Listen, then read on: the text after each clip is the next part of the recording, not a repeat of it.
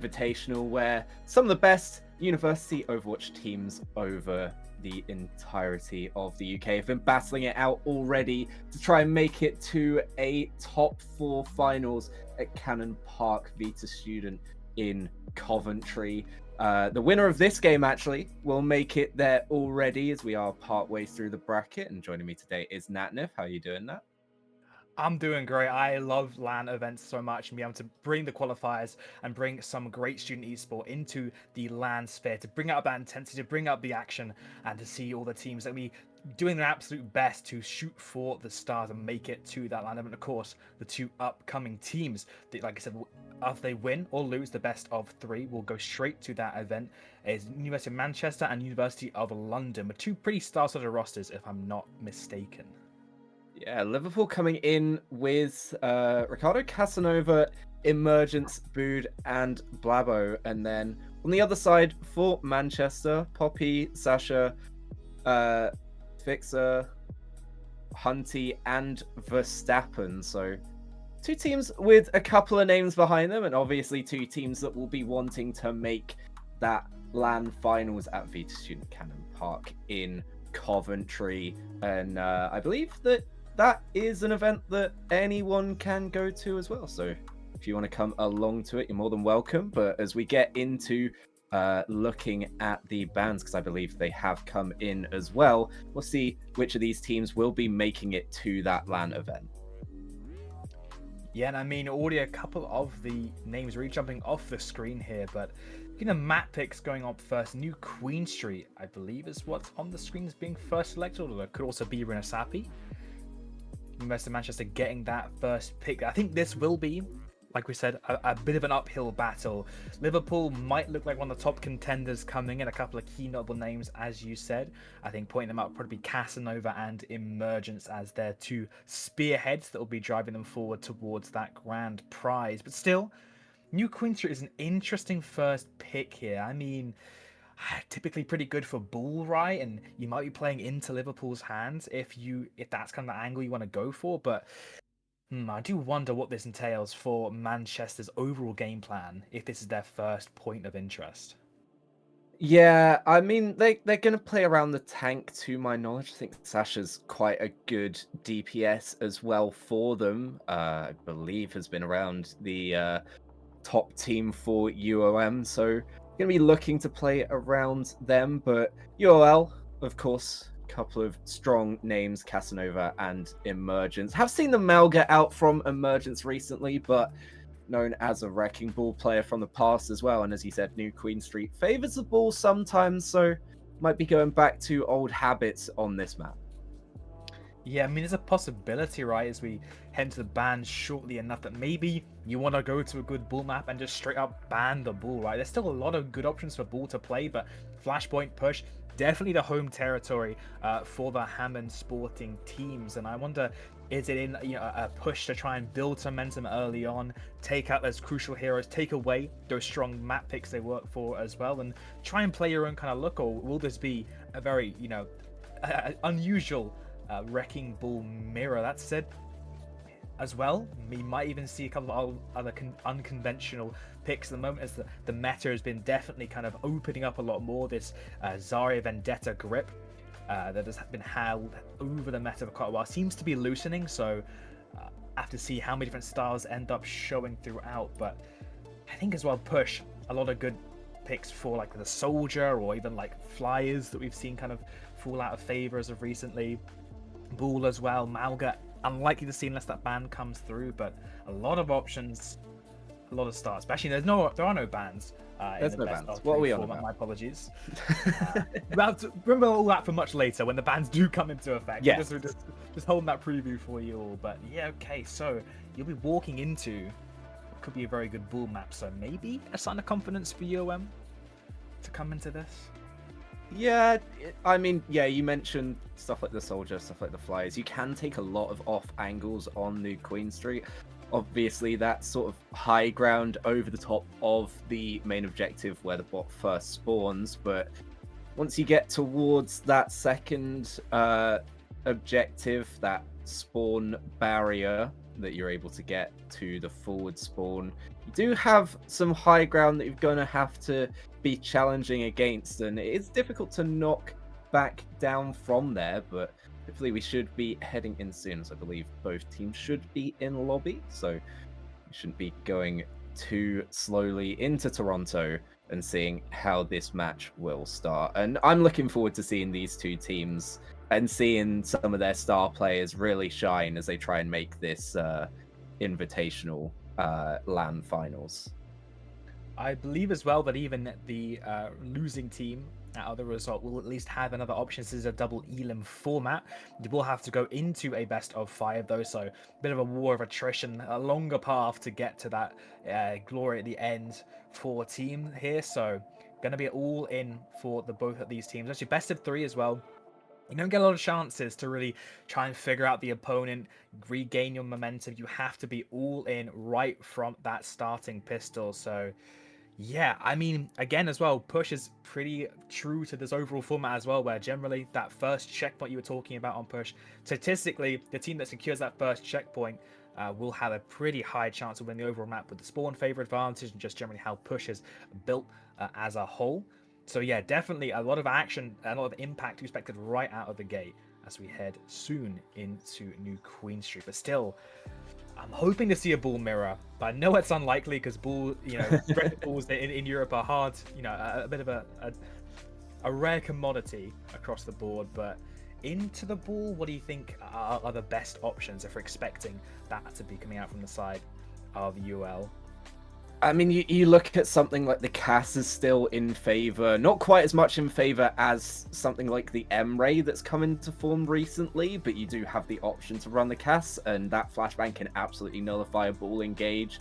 Sombra has been the thing to just annoy a Wrecking Ball if you've got a Wrecking Ball on the other side. Maybe not the strongest in the meta, but it can annoy someone and tilt someone, and in a first to 2, what you need is a little bit of help from the mental of the other team to go a bit south, and it can help you out, but especially on Push as well, because if you're able to string together a couple of fights early and you're able to get those ultimates online, you can really snowball and take that forward spawn and even go further and look towards getting to about 100%, which is the check marker that usually teams don't really come back from at that point. You can get back into a game if you've lost that forward spawn advantage early. You can get back through and fight. It is going to be tough, but they can do that. But 100 meters is about where you sort of see teams not really being able to make it back through, no matter how much time is left on the clock for them.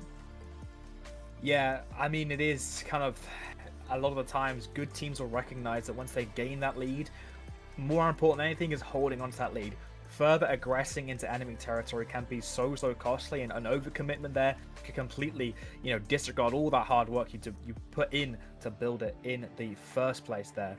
But on top of that, I wonder as well, the backline, as we've seen throughout other tournaments, has been opening up away from this kind of Juno Kiriko dominance, where we talk about Zarya Vendetta, along more with standing Dynasty has been this Lucio Kiriko backline. Juno Brig, kind of a little bit of a contender to that backline here and there, coming back in pretty good into the ball. I'd say the Brig can just often completely deny any kind of engage the ball wants to go for the majority of the time, but into like a Wu Yang can be difficult to deal with because there's just so much poke coming in. So yeah, really the floor is open, and it will be a statement piece for this first map here. Push as well, a pretty fast mode, so you've not got a lot of time to make out and stamp out whatever kind of tone you want to be continued across for the rest of that series. Still though, we are waiting on one more player to come back into the lobby, I believe, so hopefully the time will be soon as we maybe head to the map. There we go. I see the flags. Good sign. Yeah, absolutely. And looking forward to getting into this match. These two teams should be a good matchup against each other. I would say I favor Liverpool, but these two teams have some pedigree behind them. Yeah, I'm trying to remember exactly what. Oh, well, that's the side. Again, I was wondering if this was going to happen. Yeah, the antithesis rather has come into effect. Hog and Orisa. Maybe both teams expecting a ball and going full full out encountering it. It'll be interesting to see the ramifications of that. But yeah, Hog Sombra Tracer, Cast, Adventure, Sojourn here. Yeah, this Orisa might never die with these two supports behind her, but they look to stage onto this first fight. Already staging up onto the high ground are UOL, and Vita just having to play behind this little barrier, not with the bot in play just yet, but Emergence takes the first kill onto Verstappen, and now they can race forwards and try and hunt down the rest of the team. Fighting forwards, Casanova taking down the other support, and surely the rest of the team should fall around Vixer, and eventually, yeah, it does fall. So good first take for UOL, taking out those two supports early and being able to capitalize on it. I mean, here, it's really about the difference of tempo. UOM cannot afford to sit around. They have to find big impact with their power surges. Now they swapped over to the Emre, they have some more consistent damage, but still, they will get whittled down. It's a double flex support backline. The Sojourn and the Venture as well can have such consistent value, as well as the Arrest able to just bully out with this Hog. So a lot of eyes on Fixer here to land some crazy hooks. A lot of emphasis on Satcha as well, to be able to follow up on any kind of damage that Poppy can slip through the cracks. But UOL in a comfortable position here, rounding out some strong ults. So already almost have that Arrest up where there's nothing already for UOM to really fire back on. Yeah, Poppy looking to engage, just backs away once more. Ricardo trying to get in, and Poppy able to take down Casanova. They've been able to stall them out just before this bot can reach the first forward spawn objective, and a nice take there for UOM as the hit scan hitting for UOM. Yeah, I mean, I believe Casanova is definitely a difficult matchup, as I believe Casanova has previous OWCS experience, but hey, it's difficult to show that when your team's kind of falling apart. In the meantime, UOM slowly trying to build their way back up to that 15-meter lead that UOL won on that previous fight. And Poppy's still on a roll. A second hit scan gap onto Casanova might allow them to maybe even take this checkpoint. They have a Hog ult too. Where's the answer for UOL? It's going to have to be in the support ult, or maybe a late overclock coming out from Casanova. Yeah, but the Kitsune Rush is there on the other side for Hunty as well, so going into this fight, it's going to be difficult for them to find an advantage. Pulse Bomb wide from Sasha, but able to put on the pressure, and this means less helpful Emergence on the front line. Food, though, able to deal with the threat in the back line. Emergence trying to stay alive now through that whole hog. Both Kitsune Rushes invested now, but without the tank, surely UOM ends up falling. Food going big, 2 kills to the Kiriko's name, and they take back control of TS1. Yeah, really, Buddha deserves all the praise right there. The cleanse to keep Emergence up. That trade could have been disastrous, and then finding a 3K in that fight too. And that Kitsu from Hunty was just a bit too late, and now UL, they're back to maybe looking at this first checkpoint. The Malgasop here I really like into the Orisa. You can really burn and bully this Orisa, force all that cooldown so defensive rather than offensively, and you also have the opportunity to stomp this less mobile back, but not with speed boost to run away from your engages here. That said, 4 ult checkpoints coming out for UOL here. And how do you even approach here? Already, Fixer is already solo and needs armor desperately, and it's a Venture ult going in the back line. Yeah, Tectonic Shot invested, but Poppy able to use this Override Protocol to get one back, but without Fixer on the battlefield, it's going to be difficult. Tries to take down Emergence, has to pop the sidearm, but able to get him down low, at least forces the Terror Surge. At least that's something out of the pocket of UOL, but with the forward spawn advantage, we're able to look forwards once again. Ricardo just hiding down here, playing the sneaky Venture, not wanting to give anything away. The high ground now up to Hunty, looking to put some pressure in Sasha, able to take down Blavo, so the amplification matrix off the table without being used. Emergence going down low as well, going to be dealt with by Sasha, and a good engage by the Tracer just make sure that no more progress can be gained by UOL. Yeah, I mean, it's really impressive stuff there. I mean, Emergence especially is playing to constantly take as little resources as possible and enable the rest of their team to go and take the angles, take all the aggression. But Poppy right now is still on a tear. You and them, they have to get not only this checkpoint, also surmount this very inopposable high ground. They have a beat to work with, a pulse bomb, but well, this is the prime position, the power spot for Casanova to let the overclock rip whenever they feel like it. They have to be aware of the flank on the high ground, but yeah, very difficult for UOM to get this going. The beat has to be so good to mitigate not only this amplification matrix, but also the overclock. Yeah, now dropping down from the high ground, and Poppy is the first to fall. Losing out on the hit scan could be devastating for UOM as they try to get this forward spawn, not quite allowed to by Emergence. Good positioning from the tank just to deny that. Sasha just left in the backline, inserted for the next fight, but in order for that, the rest of the team has to survive here, and Casanova decides it's overclock time. 2 fall already. A third as it's overwhelming power for Liverpool, and they try to get back into this, but it's going to be difficult for UOM as the bot goes back into their own territory once more. Yeah, UOM though, this is the rhythm you do not want to fall into, where you just keep having to spend ults on your ult side, because yeah, you have 5 coming up.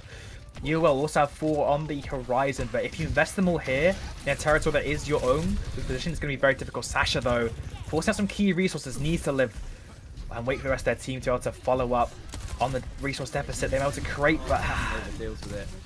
Able to get into the backline and just make sure that trace is marked. Now the Kitsune rush from Hunty, but the players aren't going to be there to capitalize on it. The Tectonic Shock invested once more, and Emergence just able to take so much space on this Orisa. It's going to be so hard now for UOM to fight back. At 100 meters now in reach, and there's a threat of a full cap here. UM as well has to be careful. Like I was saying, they might win the next battle with their ult advantage and their spawns right there, but still the war is ahead. Cage at the ready though. The amp makes it already going to come out from Blabo. Both support ults invested now. That beat needs to be big, but it's only going to take out some of the damage mitigated. Poppy now trying to get something with that override protocol, only finding one onto Blabo, but the second kill follow up onto Boot and Casanova. Poppy taking over and making sure that UOM still have a fight back into this matchup. Yeah, maybe honestly a little bit of a blunder there from UL to try and overcommit to get that full cap. There might be a bit of hubris coming in because UM invested 4 ults. UL also spent almost as much back. Still though, a long ride ahead. It might be a Sisyphean effort to keep trying to battle this bot back and forth, and you need a way to overcome the lead here. You have no ults to work with, so you have to find a way to get the neutral. It needs to be a big stomp coming in from Fixer, or another pop-up moment from Sasha and Pop that have been doing so much, but the consistent needs to be there. Stomp is in, but just some space created. Fixer is going to be looking for this overrun to try and get more presence onto the backline once more, but Malga has only sort of stemmed the bleeding somewhat. Ricardo in the backline just sniping out Verstappen. Poppy able to trade, but it looks like it's going in the favor of UOL once more, and these neutral fights really helping them aggress this tempo and make sure that UOM just can't get back to their own barrier and get this forward spawn online for them. Yeah, Fix needs to be so careful with their pathing. There's just so much poke damage coming out from UOL, and it really is on them to find the opening, to find the slam in, because with the Orisa's poke, it is going to be so difficult to get in. A double hit scan coming out from UOM is interesting, but hey, when your one hit scan is already doing this, maybe the answer is just to get a second one going. Poppy once again finds another opening pick. Yeah, and they are really going to try and create some just form of overwhelming damage. Poppy able to take down Emergence as well. With Blabo being forced back, surely they're going to look for this kill onto that Baptiste, but able to survive for now. Just sneaky, hiding up around the corner, and Casanova takes a head off the opposite number. Sasha goes down. Fixer able to take down Blabo eventually. This couple of ultimates now online for both sides. Poppy this override protocol that has been huge for UOM, winning out a couple of fights for them, but it's going to be the Terror Surge burst out from Emergence and doesn't even allow Poppy to invest it. Now this Venture ultimate pushing into the backline, Verstappen going down once more. UOM having to back up again and just take cover from the overwhelming force of Liverpool.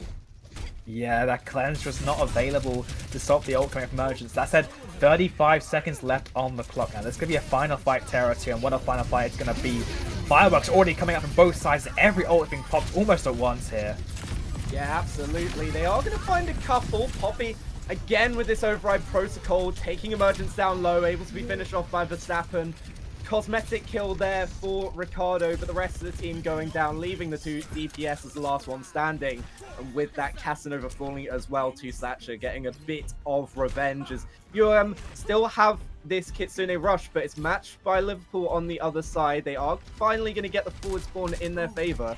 It's going to be difficult for them to take any further progress going to look at this high ground, especially if Casanova can take over. Ricardo still inserted in the backline, Verstappen not watching for it. Kitsune Rush is invested by both teams. Emergence going down could be big, but the rest of the team falling around Fixer. The last two on point, Thatcher drilled into by Ricardo, and the rest of the team goes out. It's going to be UOL taking their first advantage here of this first to two, looking to qualify for those LAN finals at Vita Student Coventry.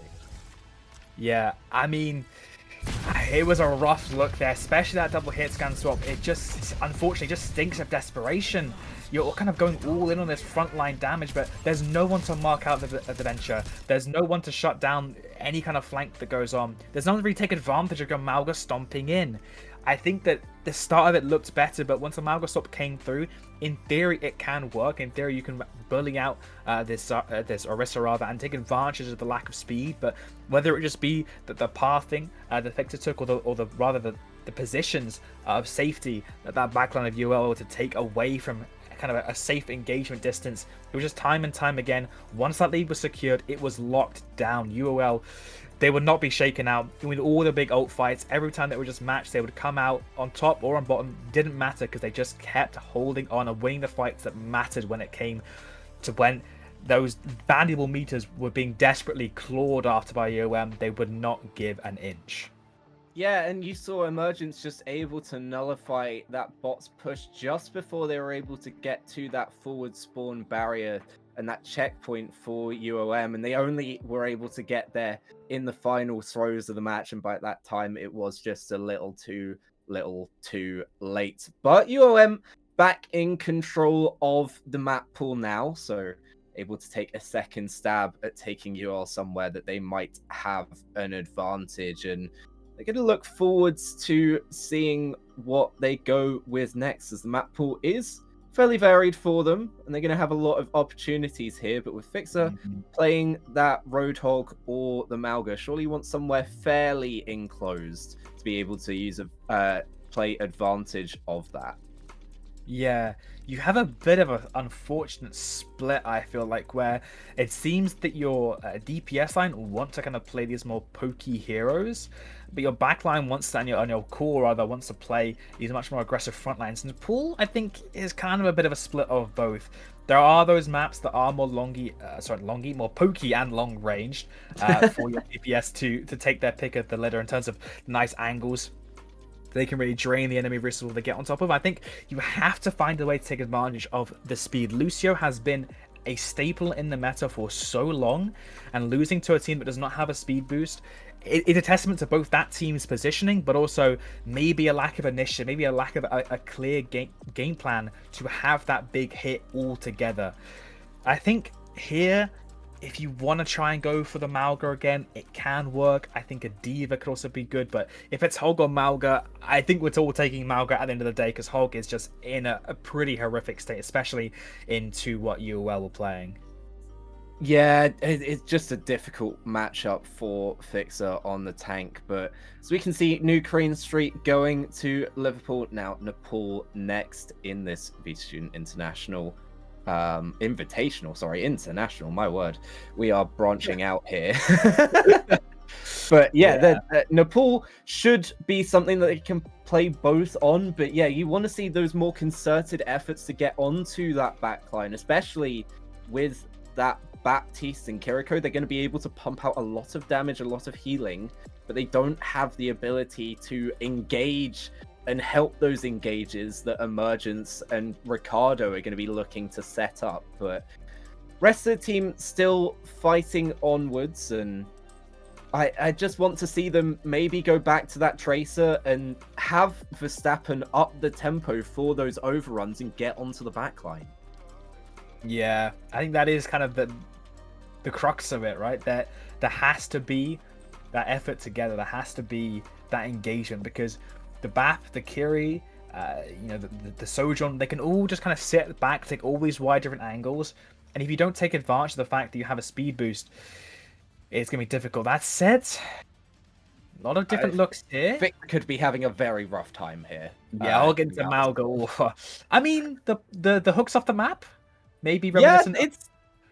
it's doable, but you've got to be able to live long enough to tell the tale, and with a character that big, it's going to be difficult. Remy now in for Verstappen as UOM look to get back into this now, and Victor looking to engage and take this first fight aggressively, just getting around the corner, but even then you've got some of your character model sticking out the side of those pillars. Look to aggress once more, but Thatcher having to hold down the backline as the aggression on the other side is coming through.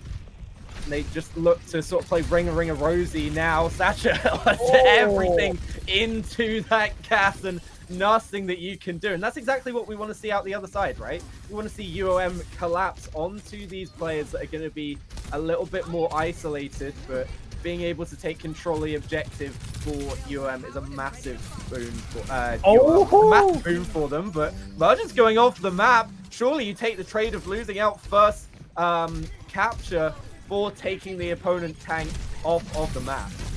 Yeah, unfortunately, that is pretty much going to be a microcosm for the rest of this game. It is going to be, can Fixer hooks them off the map, or can Poppy, you know, can someone do an individualistic play? Because UOL, they have so much more of a synergistic composition here in terms of, at least with that speed boost, but the Venture digging in, the Mal going in, whoever the target is going, unless it's a perfectly timed Suzu, they are going to be completely flattened. But it is going to be difficult to retake in with all these insta-kill boxes set up by this Roadhog hook. Casanova as well needs some pockets to get out of the situation. A Reaper Pit coming out as well. The Venture, sorry, the new Ven character in this game now going to be swapping out as well to bully out Fixer even more. As now this right side is being completely claimed by UOL. It's very difficult for UOM to get back in because, again, they're just playing these hog hooks to live and die by.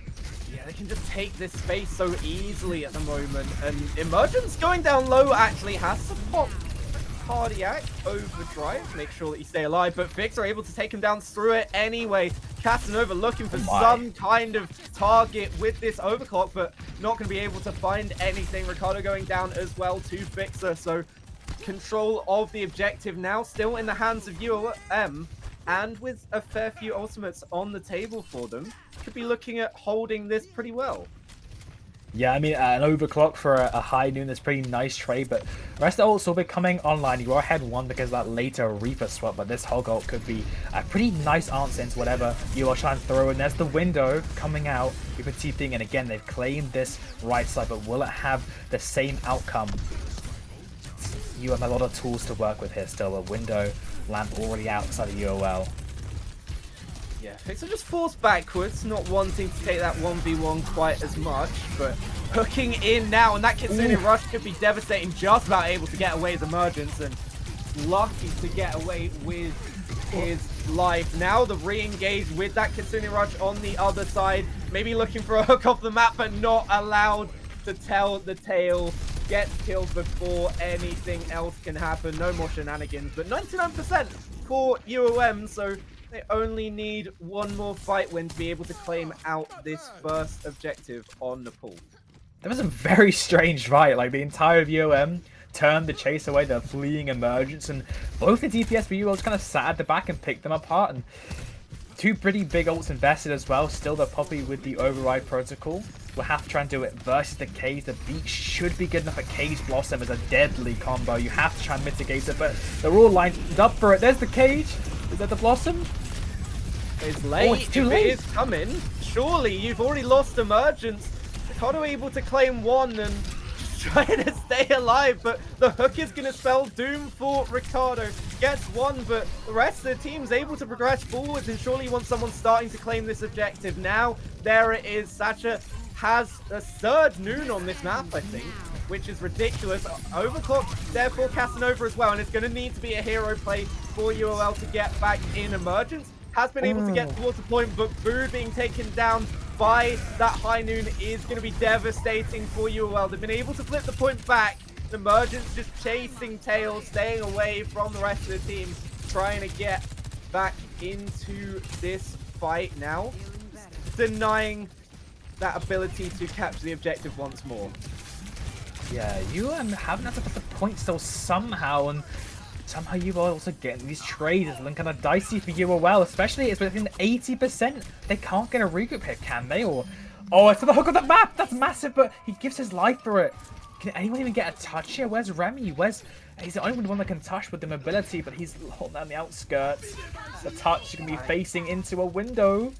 You're just scared to go straight through, and they've been able to spot out that Remy's gone round the corner, able to get the touch though, and still able to get a second, but Casanova shuts it down. The perfect, actually, immortality field to make sure that the hook doesn't get anything the rest of the team can't touch after Remy's heroics to get to the point in the first place. But a good showing there from UOM, being able to get back in.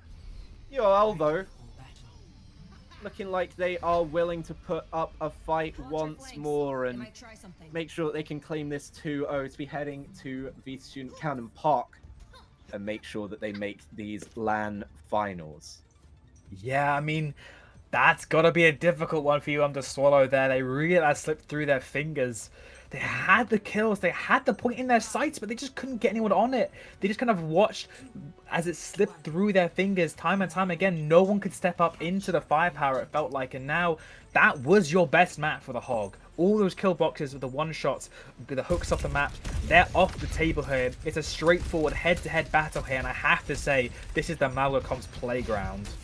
Yeah, unless you're going to be playing sort of entirely over on the coastline, you're not going to get any sort of value that you would have gotten from some of these hooks on Sanctum, but looking to get in once more and looking for those hooks. You are going to live and die by them, and at the moment, not quite hitting enough of Vixen to be able to take use of it. And an assassination from the high ground, TPing in and taking down two. Ricardo taking over this fight, and UOL taking over this map so far. This is the issue with the double hit scan. I mean, there's no one really that can contest when this Reaper steps up. You have to step back. Yes, Sash can maybe look for the flashbang with the help of the Lucio, but still, it's so risky to try and encroach any space into wherever the Reaper has laid his nest. UOL, though, not many ults built up for either sides here, and they have to be careful. But oh, it's Ricardo's done it again. He slipped into the background, but can he get out? Looking likely, especially with the Malware coming into the rescue.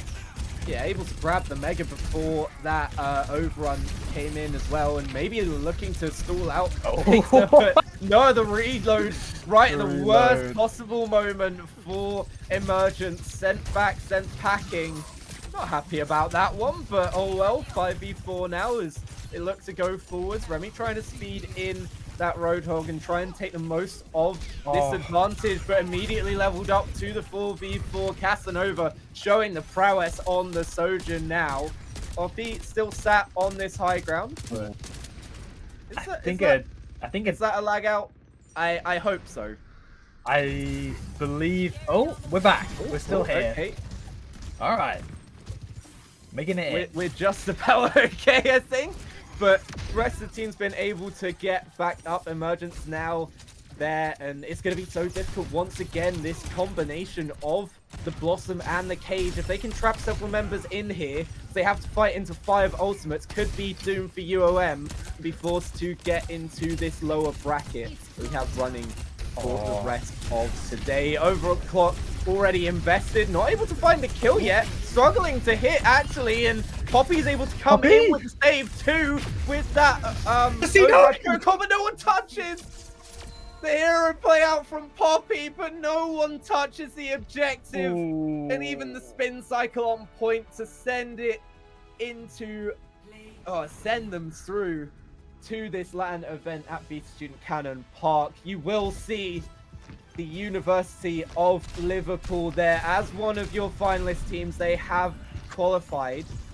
We are going to set our sights afterwards on the lower bracket to see who will be joining them. Yeah, that's a rough one. It felt like both times there was a crucial blunder in the final fight, whether it be on that first one, probably the best map for Hog maybe in the game. probably feels fair to say, especially into the Malga.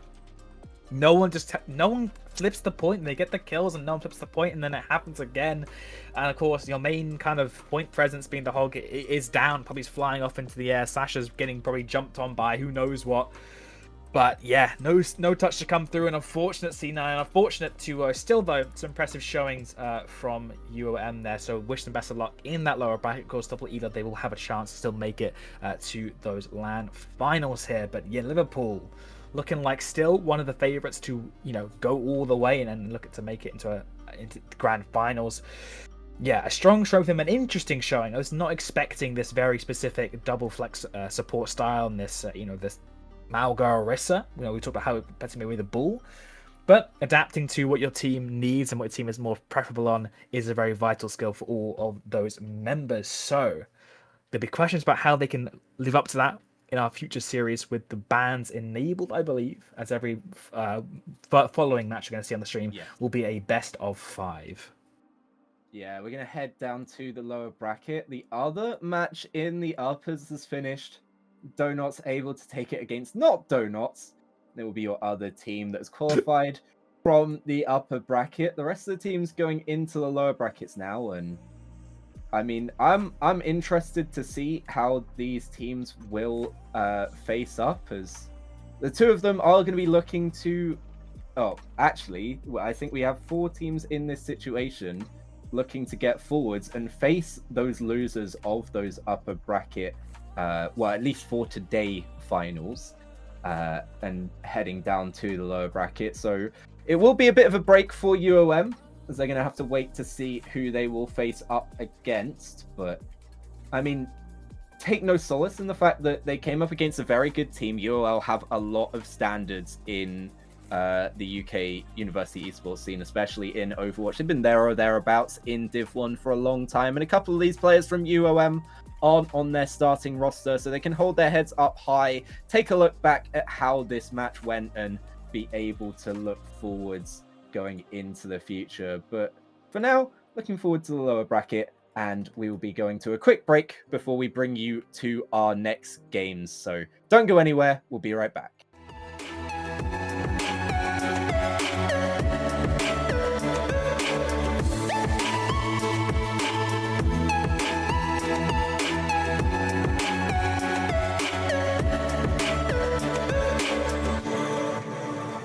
Try to be honest, I'm not good at letting down my guard.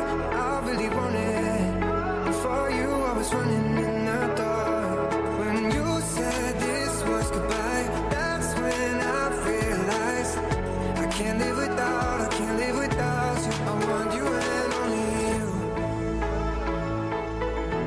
I got nothing left to lose. Oh, so I'll keep waiting for you. It's the only thing that I can do to keep my composure.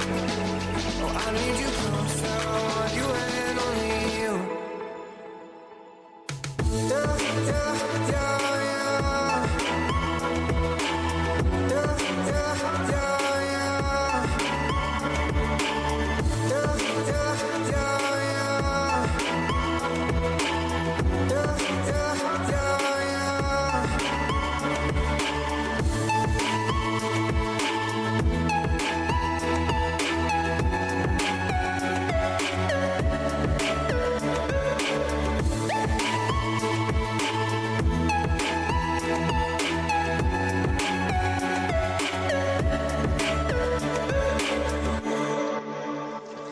When you said this was goodbye, that's when I realized I can't live without you.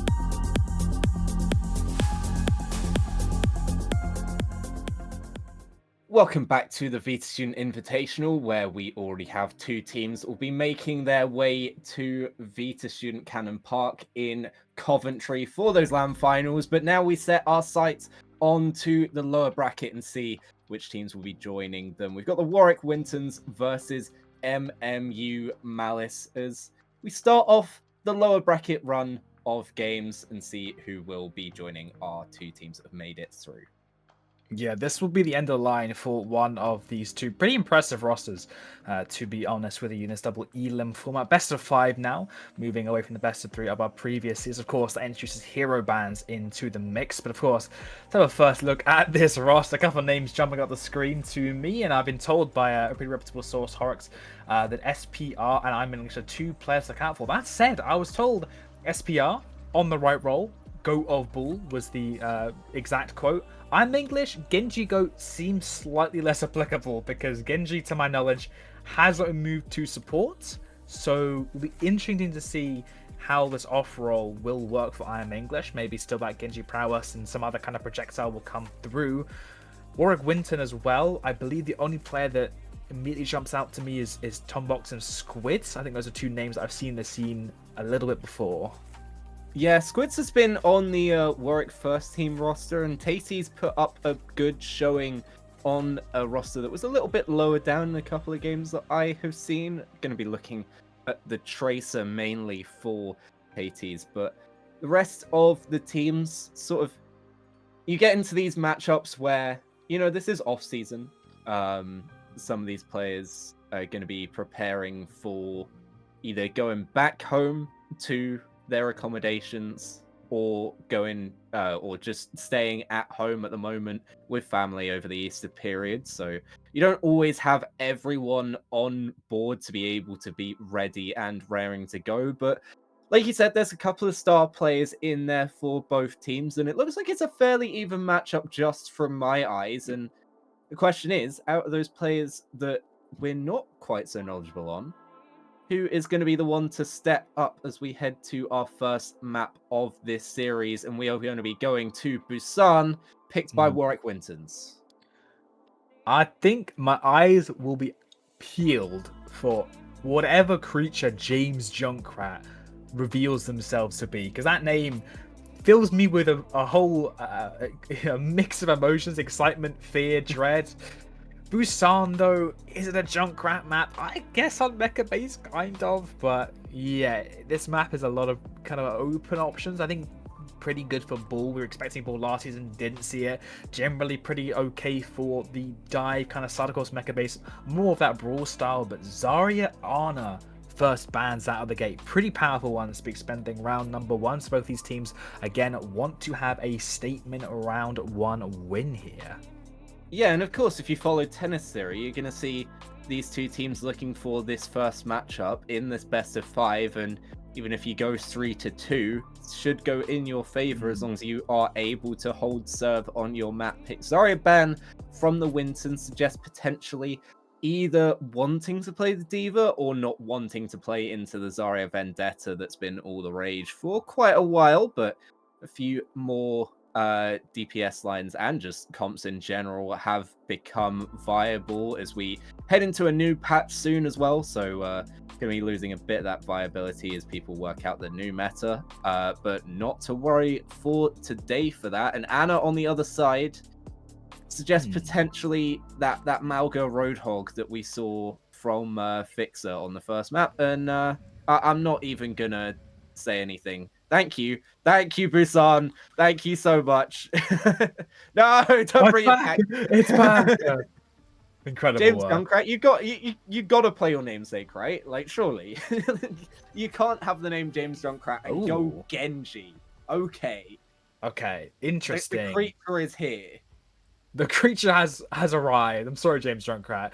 Maybe you'll transform from a creature into a legend on this battlefield. But okay, Diva, Zarya ban kind of expected there. May can kind of be a pseudo hit scan if these players don't particularly feel comfortable in playing that role. Pretty survivable, a lot of good long poke range. Walls are pretty good, a couple of these choke points as well. Emmy Mal's going to roll out onto this Bull as well, as expected, but no Lucio to pair up back might be a little bit vulnerable, especially because Diva, so it's going to be a lot of emphasis on this ball to really make those rotations as painful as possible, disrupt any kind of a dive that Warwick Wintons want to get off on their quite squishy but potent backline. Yeah, MMU Malice are going to be looking at getting a lot from that back climb, but not especially going to play around the ball quite as much, known for going to those health packs, and exactly what's going to happen right there. Trying to roll through, goes back to Sleepy Bed to make sure to stay alive, but no picks out just yet. Immortality Field has been forced, though. They're looking to gain some pressure onto point now. Sleepy Bear with nothing else left to stand with. The cooldowns run out, and Tombox gives up the 1-for-1 trade. So still in this are both teams. Wrecking Ball rolling through on point, but surely doesn't survive too much longer in the sights of KT. The trades are big though, and Squid's going down. Could be an early recontest for MMU. Yeah, that ball barely gets away. It's already been up to a minefield. It's absolutely tearing through this backline. Ice Block forced out will surely be a death sentence on that Mei, and the minefield will also all but guarantee the flip here. The tech coming out. Cleanse force. Kiriko on a lifeline that's going to cut short all but a second. And once again, Warwick Wintons. Oh my goodness! Oh, it was a line where the ball the goes. train track. Sent absolutely flying by SPR. Squids isn't going to last too long in that Baby Diva form as well. Just waiting a little bit longer before the accusation comes out. And Diva is sent back to the spawn. And a good take for MMU. Yeah, still a lot of good ults coming out from Warwick Wintons here. This beat very difficult to answer on the side of MMU Malice. These EPS ults come around the corner. Window as well, difficult again. Might get run through with this beat engage or the Kitsu or shut down. The first pick can be opened up without an ult. The Kitsu now come to the point and up a man next to Tighty on the Tracer. Yeah, the window out. Oh, the boop again! Once again, SPR is just getting these boop kills left, right, and center. Beat forced as well by Tombox, but with only 3 there to be able to take advantage of it. Accusations, Override Protocol is going to take down Muck. The rest of the team follows, takes out the sidearm to make sure that Vic goes into the ground. And even though there's one off the back of Tombox, still in their favor. And look at Mines are here again for SPR. Goodness. This is insane. That's going to be a slow, somber walk back to spawn there for Squids to swap off onto a hero and reset the ult charge. That bomb never going to get used, possibly the entire match, is 65% already claimed for enemy Malice. A lot of ults to work with, but no Kiriko to play this upcoming fight. You have to deal with Blizzard as well. You wish you had that cleanse. The diff from Fick is a nice start, and now they try to go forwards. They're going to be able to, at the very least, zone the objective with this Blizzard, but now Tombox looking to force them into it. James Junkrat, though, not quite James Genji at the moment, pulls out the blade, but sent straight into the ground. Muck is going to fall to SPR, and the minefield is going to mean that the recontest is going to be a little bit more difficult. Rolls back in, trying to get something through and contest the objective, but 90% of MMU is not something to worry about too much for them at the moment. Yeah, said we're going to have the point still and building up to some good ults around the corner. It's going to all come down to Iron Nature's Kitsu here, but Lamp is a second to like accusation. Still though, Squids are epic. It's getting kind of low. This tank crit perk is just doing so much work from SPR, but everyone's still solo. Ice Block has been forced. A target now set, a bounty laid on this Mei, but they're going to get peeled back. MMU cannot find an opportunity to advance just yet. They want to get this Kitsu on the point, but now Tombox has a beater on the corner. The Kitsu's so far off the point, the wall as well, making it so difficult to utilize. Yeah, SPR just stuck in. Tracer 1v1 is joined by a Wrecking Ball, eventually helping out and taking down Tasties now. Two-man beats. Both support ults invested and only a 2-man beat, but Fick's going to make the most of it. These picks from this Kiriko have been absolutely crucial in the Wintons holding on to the objective as much as they have been. Immortality Field invested to try and stay alive for Sleepy Bear, but not going to last for long as Fick once again finds another kill. And this Blizzard has come back quickly for Muck. Dies for investing it, but SPR going down in turn, and it's still in control of Wintons. Surely you get a touch in. No, I'm English sent to the grave before it can happen. And even though it was a good start for MMU, eventually they can't quite find it. And despite getting to 90% with, I think it was just about 30 on the other side, the Wintons able to lock down the point and shut out MMU to take the first objective. Yeah, Fick there at the end getting so many crucial kills. The Kitsu on point just so much more effective than the Kitsu not on the point, simple as, and not able to break through that first choke. It's difficult, I think, especially when you have a speed boost for Sleeper to really get anywhere. I'm English can, go and take a side angle, has TP to get around, but you feel like you're really just playing with Sleeper to kind of be a sacrificial lamb. They have the lamp to keep themselves up, but it's difficult to stick into this. You have to really make, again, that value of your Baptiste's life and kind of use them as a bait to bring them into spots that your ball can get those clean engagements in. But there's so many tools in Warwick Winton's disposal to make all of these ball hits as risky as possible. That said, Ice Block, one of those key cooldowns, has been forced out, but James Junkrat taken out as well. Yeah, you can see that perk helped to get the kill there. That freeze after that cryo, just able to get enough damage to force James Junkrat into the depths when Squids came through with the boosters. Rest of the team going to be taken out as well, and SPR once again left on his lonesome on the Wrecking Ball. Yeah, trying to get out and will be able to with that nice major perk. So obviously a big power spike when you get that major perk on the ball, especially into any of the CC that Warwick Winton can throw their way, the booth or the slow, but just trying desperately to open up the fray here for Warwick Winton's to be forced back just a step. Reaper now, a big source of damage, but a lot of opportunities for the DM to get a lot of value here. Minefield already almost being built up. The D.Va's so low, the pocket just not there in time. Yeah, can't quite save the D.Va, and now they're able to get a bit more aggressive without the tank presence, and eventually it is going to put pay to the Wintons. Now MMU in control of the objective. Eventually the rest of the team is going to fall. I think Taties is still lurking somewhere. Be inserted, but not to worry about too much for the moment. Yeah, I think right at the back of their spawn, but an aggressive push in here, Minefields.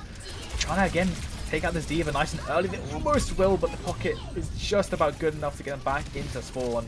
The point flip though, is being snuck away and able to stop it in time? Just barely. Yeah, just about. Two Tracers battling it out for control of the objective now. Tasty's down so low, but able to grab the health back up, and both recalls force now, so both of them will be on their final lives out of the two of them. And now with the Wintons looking to fight back in with this Kitsune rush, trying to take down James Junkrat down so low. Taties has been able to win out that Tracer 1v1 as well, and with that amplification matrix, just too much for MMU to deal with. As finally, once more, FPR just the rest of the team collapsing around the Wrecking Ball without the Wrecking Ball being able to take a kill, and Taties able to shut it down and make sure that staggers a little bit more here.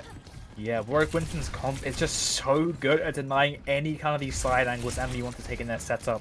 The Tracers biting each other out, the headshots from the May, the wall as well, the backline too, and I mean headshot, body shot, Muck get the job done either way. The Tracer, again, the synchronization of MMU Malice is just not there at the moment. They have to be so precise with these engages. They're committing so much in a ball competition that has to withstand the enemies of Warwick Winton. There's so much to work with, but Minefield might make it difficult. Being Blizzy invested though. You can see just how much SPR is doing to build up those minefields so quickly, but I mean, there's not much that you can do here. Vic finding the first kill again. These Kiriko Kunai been hitting a little bit different, and as that Blossom comes out, Vic is also the one to shut it down. Squid's able to DM, and with the quick melee, finding 3 in this fight. Vic taking over, and now it's going to be a worrisome fight for MMU. No ultimates to come in with. Two low use ultimates on the other side, but oh, the wall. The wall's there. That should be confirmed just a second here, but again, it's a first pick once more. Emily just getting collapsed on as they try and follow in their Hammond's footsteps to get onto the point, but unfortunately do not have the same Wrecking Ball mech to keep them alive on that journey. Kitsu as well to step into its dangerous waters, and MMU, there's no real response here they can throw out, apart from a Slad Hammond floating away, tumbling down the mech as the point gets capped for Warwick Winton's, taking them up 1-0. Yeah, and the Wintons, I mean, it was still there for MMU in some of those fights, but you're relying so heavily on SPR to do absolutely everything. And especially where we weren't seeing some of those environmental kills, like the first objective, where they were able to get one, I think, onto Squid and one onto Muck.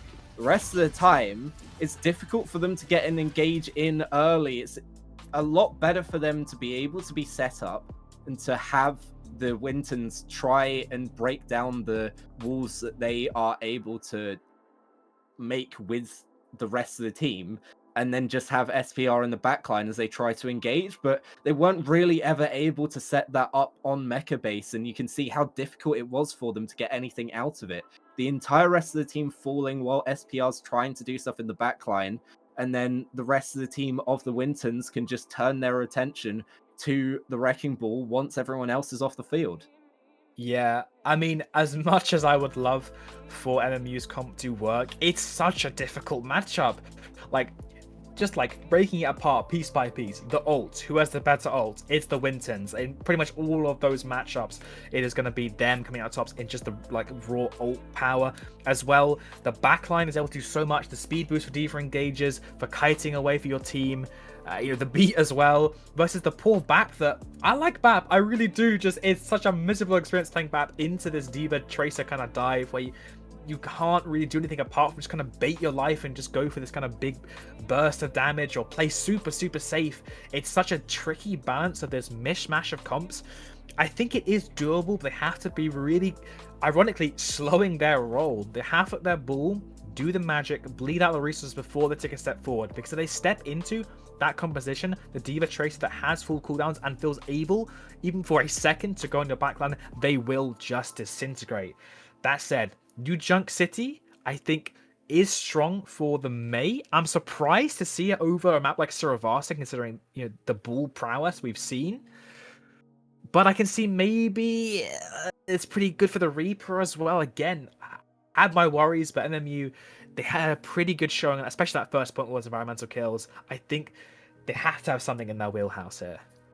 Yeah, and you look at the comp that MMU are playing, the rest of the team can play pretty quickly, but you are relying on that Baptiste to get up with you, and you just can't stay with the pace of the rest of the team. Whereas something like Lucio would be able to do that and be able to work forwards. You don't have that with the Baptiste, and it makes you such an easy target.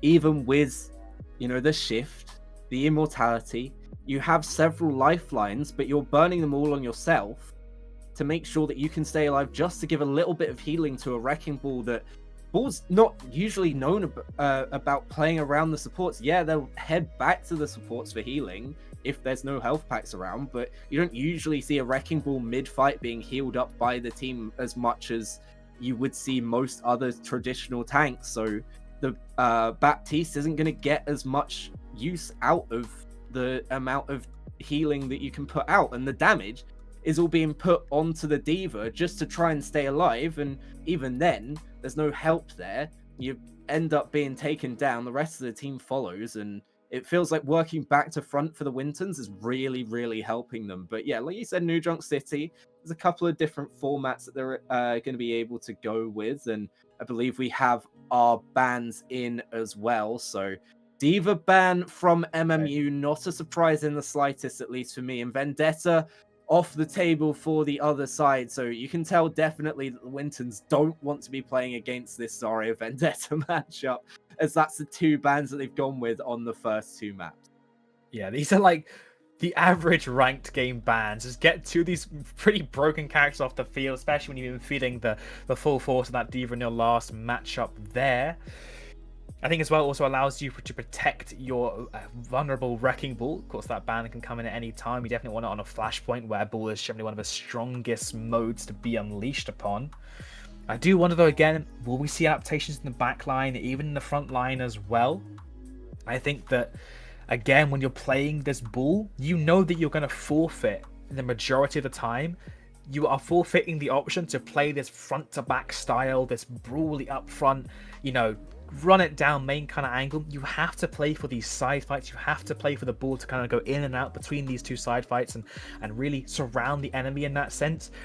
And I think this is definitely like one of the best kind of options on Flashpoint. It's a very viable strategy.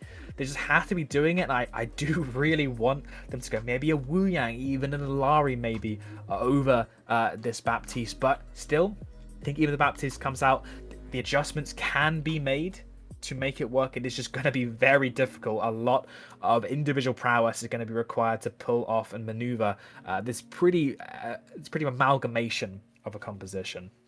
Yeah, and I mean the other question is, what are Warwick Winton's going to come out on tank? We've seen squids before.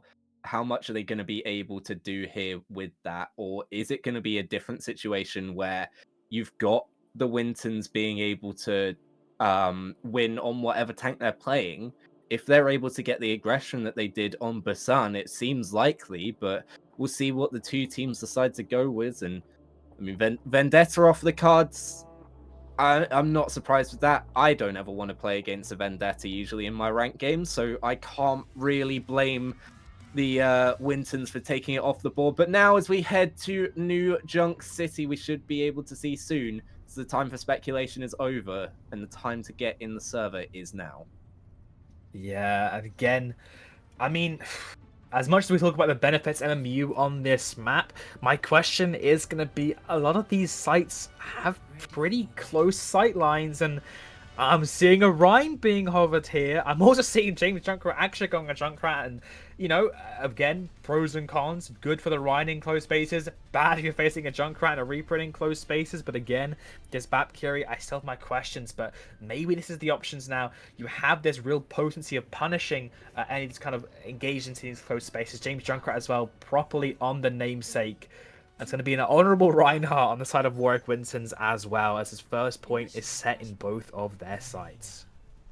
The honourable Reinhardt versus the dishonourable Hamster, as they see immediately what they would have expected coming into this from MMU, but maybe not expecting the Reinhardt, just looking to do some poke for the fire strikes before they can get in further onto the rest of the team. Going down low squids, actually. A lot of chunk damage onto the Reinhardt, and now they try and aggress forwards, but it's a nice Maywool to just sustain the damage that's being taken, but into the trap, and Squids Republic is going to fall. Can they keep SPR alive? Surely they will. Muck falling as well, and James Junkrat seems pretty good on the Junkrat. What a surprise that is. I see the vision now. James Junkrat. It's about that Creatures Legend pipeline. I think this might be the map where that happens, because there's just so much spam damage for Warwick Wintons to cross into anyone at MB Manus. They're keeping it, they're kiting away from the effective range of the Rhine composition. A lot of emphasis is going to be on aiming this to duel out Titez on this side fight again, because it's really the only one that can easily encroach upon any of this MMU territory. That said, Woody Board's pretty low. It's a big part of this competition, working out to cycle out and constantly keep bullying the Rhine any step he takes towards the point, because once everyone gets to get on the point, that's going to be the natural territory. Oh, the pulse bomb onto SBR though is going to spell doom for the Wrecking Ball. And now with the star player out of action, surely the rest of the team should follow soon. Sleepy Bear taken down, nowhere to run for the back piece. And now they just look to capture the objective before it gets too far, as Muck is the one to clean up the kills here, taking 3, going down to accusation, but at the end of the day, you will absolutely take that, as you were looking at defeat on this first objective if nothing else happens. Yeah, now this is the very unfun part, playing into this Rhine composition, the retakes into a Blizzard, into double support. Oh, you have a lot of good ults coming around the corner, almost 5 for yourselves, as Titans invested their own, and Squids hasn't really opportunity to swing at all too much, basically just being the rectangle man for his backline, but playing into this still be difficult. Shield almost broken. What will be the opening up? Maybe a Mines on the point? That will be the case. Yeah, Mines in early, forces out that sound barrier, and Muck going down low, not able to get away from the sites of accusation from the high ground, dealing the damage and being able to be followed up upon. Vic just staggered out as well, not going to get the spawn for a long time. Taties might have a touch here, but no, they just look to reset with the rest of the team, and they let MMU take this first point as they try and get back into this best of 5. Yeah, 4 ults with 2 is not the most economical trade, but still you got the point. That is kind of, in the day, the most crucial part of SPR. Has to constantly walk the line here, but James Junkrat winning the duel on the side versus Tracer, not particularly what you'd expect in that individual head-to-head matchup, but we'll take full advantage of the side lanes now being completely untested by any Tracer, and they'll probably get this point for basically free. Yeah, a bit of a trade of damage there. Muck getting a headshot onto Sleepy Bear, but not able to follow up on it. Immediately taken down by the Baptiste. And they do have this amplification matrix to be able to invest here. And the thing is, they won out that fight in the neutral. No ults forced by either team, and this feels a lot better for them because they weren't winning out those fights on Basan for the most part. They did to start off with, but it all fell apart. And now, as they look to re-engage here, do the Wintons. They've been able to get this Reinhardt away from the team, but the stick, oh, it's a beautiful immortality field to make sure that Accusation doesn't fall to Taty's pulse bomb now. SPR just trying to make sure the point doesn't fall into the wrong hands. Muck is going to stall it out, but both teams having a player on that roster that's going to be able to stall, and Squid's going a bit too far into the danger zone. The rest of the team falls once again, and MMU look really good in this composition. The question is, when everything's back on the table, will they be able to hold it? Yeah, the Roadhog coming out. Okay, no more fun. No more Mr. Nice Guy from Squid's Epic. Actually, Sigma, I do like that actually quite a bit more. There's so much spam damage. You can just shield off that bull, make all the hits so much less of a difficulty to deal with. But you only have one more kind of point to work with here, or one more point to lose. Have to be a reverse sweep on this map to get them into a 2-0 position. I think this is the right call to stop onto the Sigma, so how will MMU be able to adapt to having majority of their damage blocked away? That'll be just fine, at least for this fight. Yeah, absolutely. Muck going down, but SPR isn't able to get away from the rest of the team. Collapsed upon is the Wrecking Ball, and now the rest of the team, without their tank presence and without that just annoyance in the backline, going to be under threat here. Accusation has found a lot with these override protocols, but not being given the chance to use it at the start of this fight, is already going down a couple of players, and even though SPR is going to fight for his life, the rest of the team should be able to do a lot. Tyre? Junkrat? Tyre? James Junkrat? Tyre. Tyre. Yeah. Okay, well, unfortunate there, but also might be going to Emery with a sleeper as well, because that character just lives so much life, especially when you get that major perk rolling. But right now, Squid's Epic trying to take the fight to them, just goes barreling on in. The minefield, I would say splitting the team, but that's maybe an optimistic way of saying it. SPR on a sliver of HP stands still. Does he get a head in the window in time? The supports, rest of the teams there trying to take down some damage, and SPR saying, please, please heal me, but no, it's not going to come in time. Muck, though, switching onto the M-Ray, it's going to fall. Fick able to trade out onto Sleepy Bear, and couple of trades either way. Fix down low, has to be careful. Pulse Bomb not landing this time from Taties after losing it out, and I'm English being able to take the head clean off of the Tracer. Now both support ults invested with not everyone on the board. Squid's already taken down low from this override protocol, but it's a good kinetic grasp to make sure that Squid does not fall, and now it all falls once again onto SBR to try and keep control of this objective. Point is still being the flux onto 2 there. I mean, you want to clean this fight up, but that's a big investment. Cleanse is perfect as well.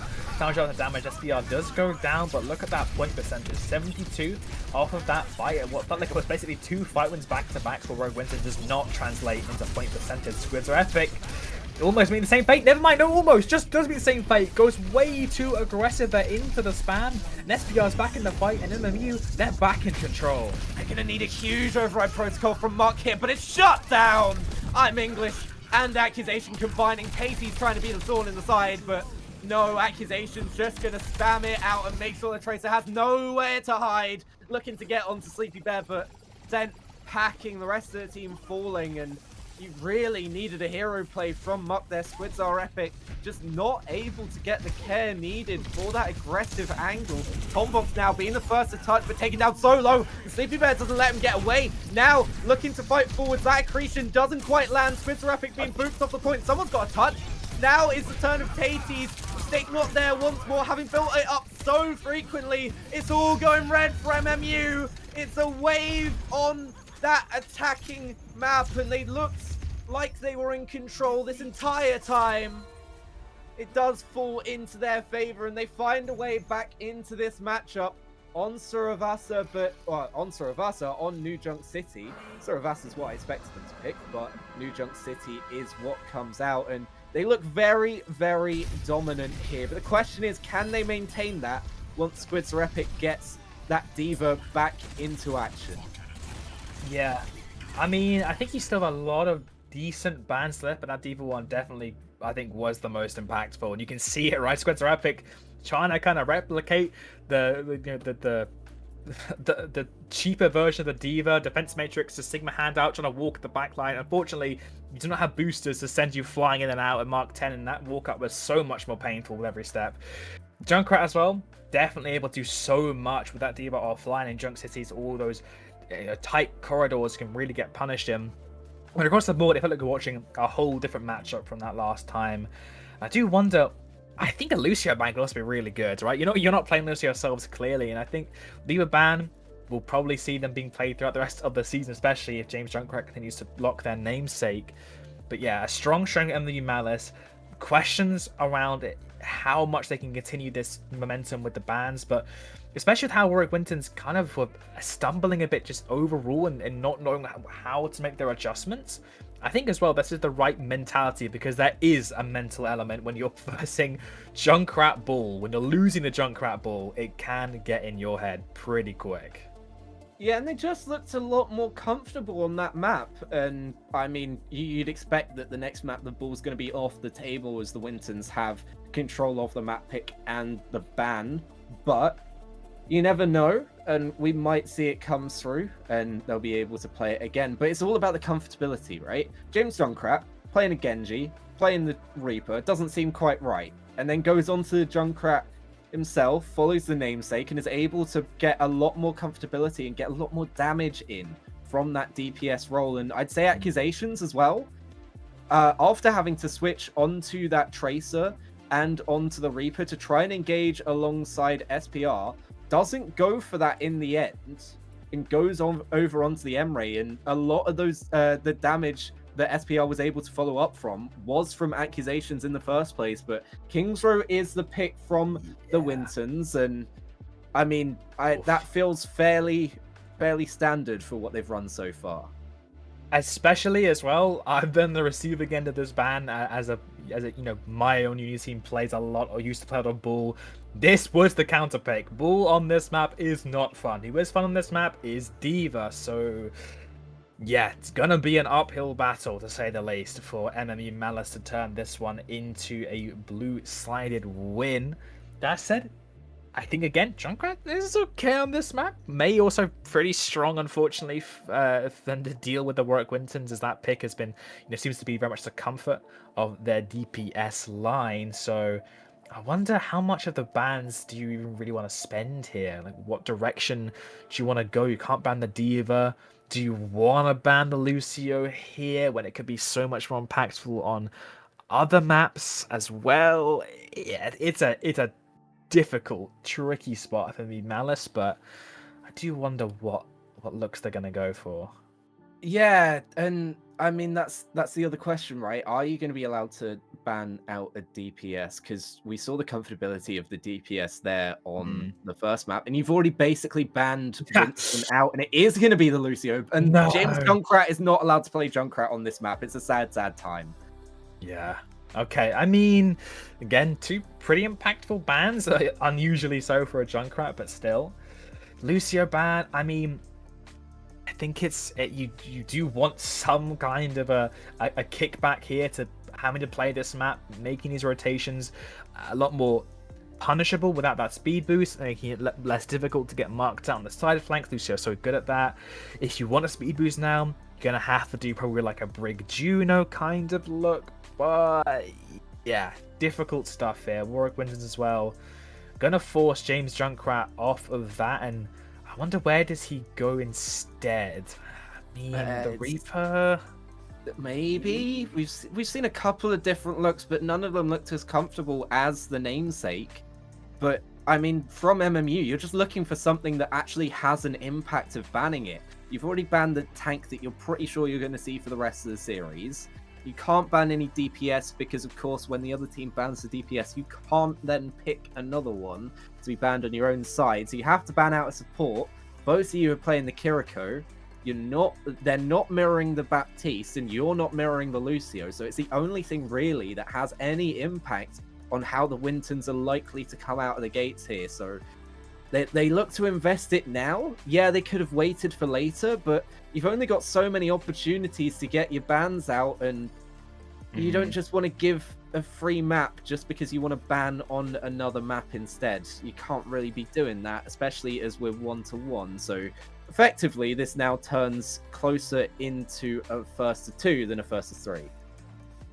Yeah, I mean, it's going to be pretty difficult to worm your way around the Bull, because again, Bull versus like the Winston, the Diva, you just can't have a one-hit kind of done. You can't just send all this time having this set up, RNA'd in, trace a TP in, headshot from Sojourn, done and dusted. With the Bull comp, it's so much more of cycle in, little bit of this, little bit of that, cycle out over and over again. And you need a wide map with those health packs, with those, you know, escape routes to get away, and these wide angles for your DPS. Because again, like I said earlier, you cannot really play for the main angle, the main straightforward down a row kind of composition here. You have to play for the side fights when you're on a Bull, when you're on this composition. So we'll be interesting to see how they make it work. I think as we get further and deeper into the map, maybe I'm trying to think what the best point is for the Bull. Maybe, I guess maybe the first point? 2? I don't, it's not really a good answer. Yeah, there's not a good answer. There is an okay answer in the slightest, but I think a lot here comes onto accusation, right?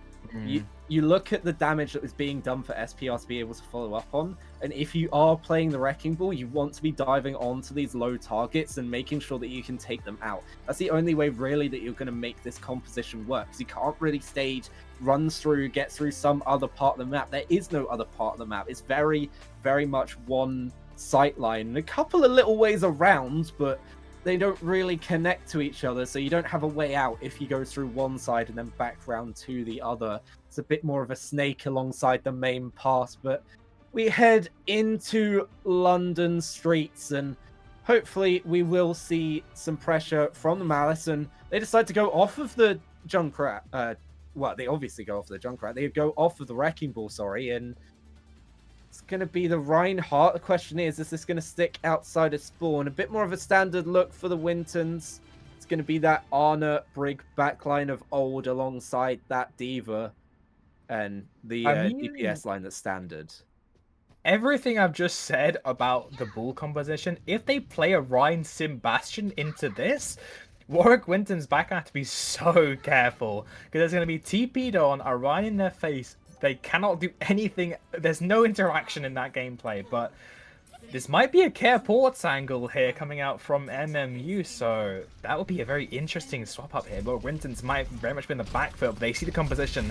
It'd be instant think about how do we shift this playstyle. We need to be playing so much out of the effective range of the Ryan. TP across, and there's the backline fleeing from that side. Big nade, but yes, no, absolutely no huge anti from Fick, but not able to get any kills off the back of it. Now a sleep onto James Junkrat's going to force out that immortality field, but the pin onto Muck is going to trade 1-for-1. SDR now antied once more, but turns the attention onto Tombox. The rest of the team collapses. They fight forwards. They're going to be able to burn down Squids with this beam from the Symmetra, and once again, they're just able to put up so much pressure in the early fight, and this is how you want to see your Reinhardt be playing. You want to see them be playing aggressively, especially with this composition. You're able to take those aggressive angles with the Symmetra. Don't worry though here. Oh no! He turned so much CC, but does SPR live? SPR live somehow, able to get away. Now anti, but the barrier health has just about come back to be able to stay alive. The recontest from Warwick Winton shut down entirely somehow.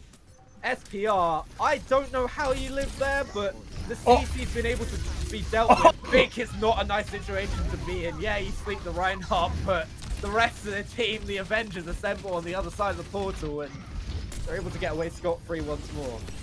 I mean, we're in London, but I was not expecting the Spitfire to roll out here. Ryan Sim, so good into this D.Va composition. Tombox has sort of the Juno, but not able to make effective use of the speed ring just yet. Poor Fick as well has to basically hide and seek the second that they are spotted by the Ryan. That is going to be had a nice permanently blocked, be pushed on, and even Squidzer Epic can't get away. No boost is going to get out of that kerfuffle, and they're just going to keep on rolling. MMU now up in the tank.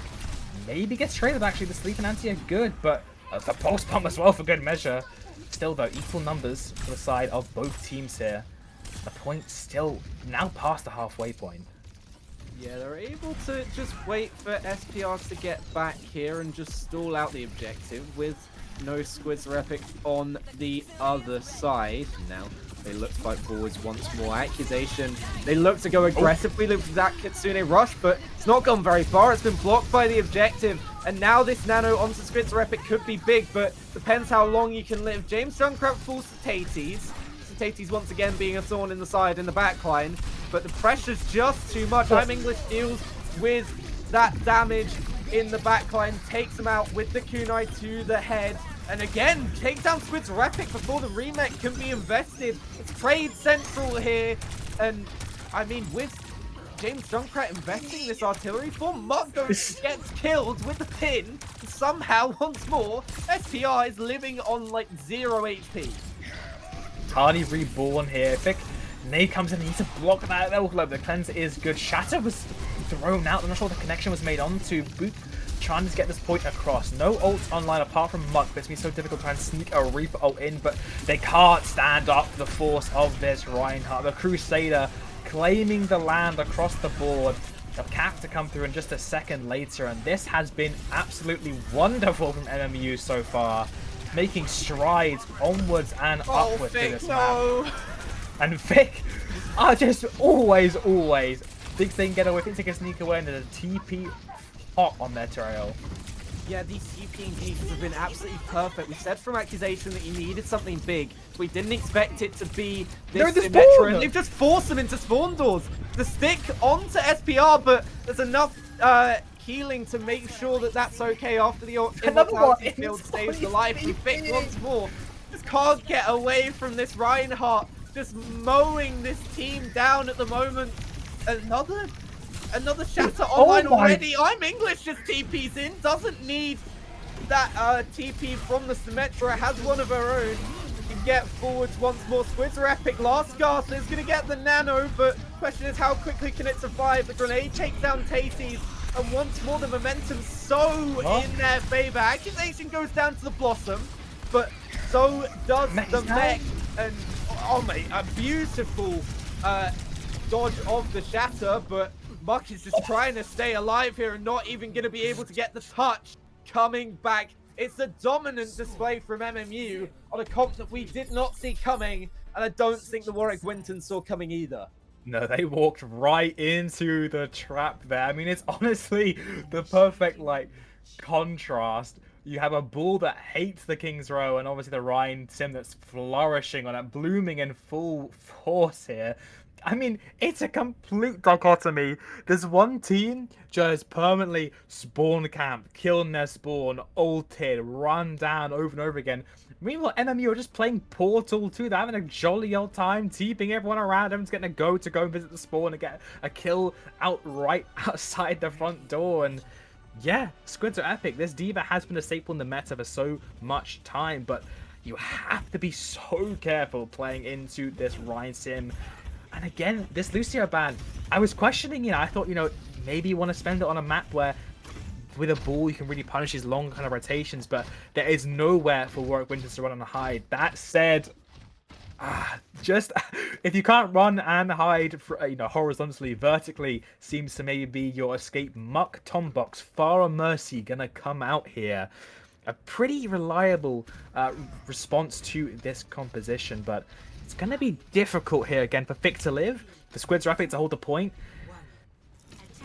and for Tities to find some headshots to the Ryan shield. That said, on the offense, you have so much time to poke in all these angles, so double flyer actually coming out from the Wintons. Yeah, they do not want to be on the ground right now. The control from SPR of that ground is just too much for them to bear, and they have to get away once more from James Junkrat. That turret form is the real thing that's going to be able to take them down.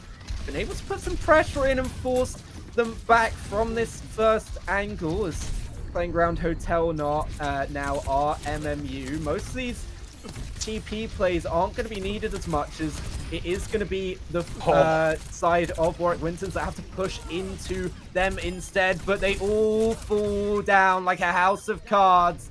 No amount of flight will let you get away that easily, and He's touching once the spawn. again, SPR wants to touch the spawn doors. And he's No, he's going to die for that.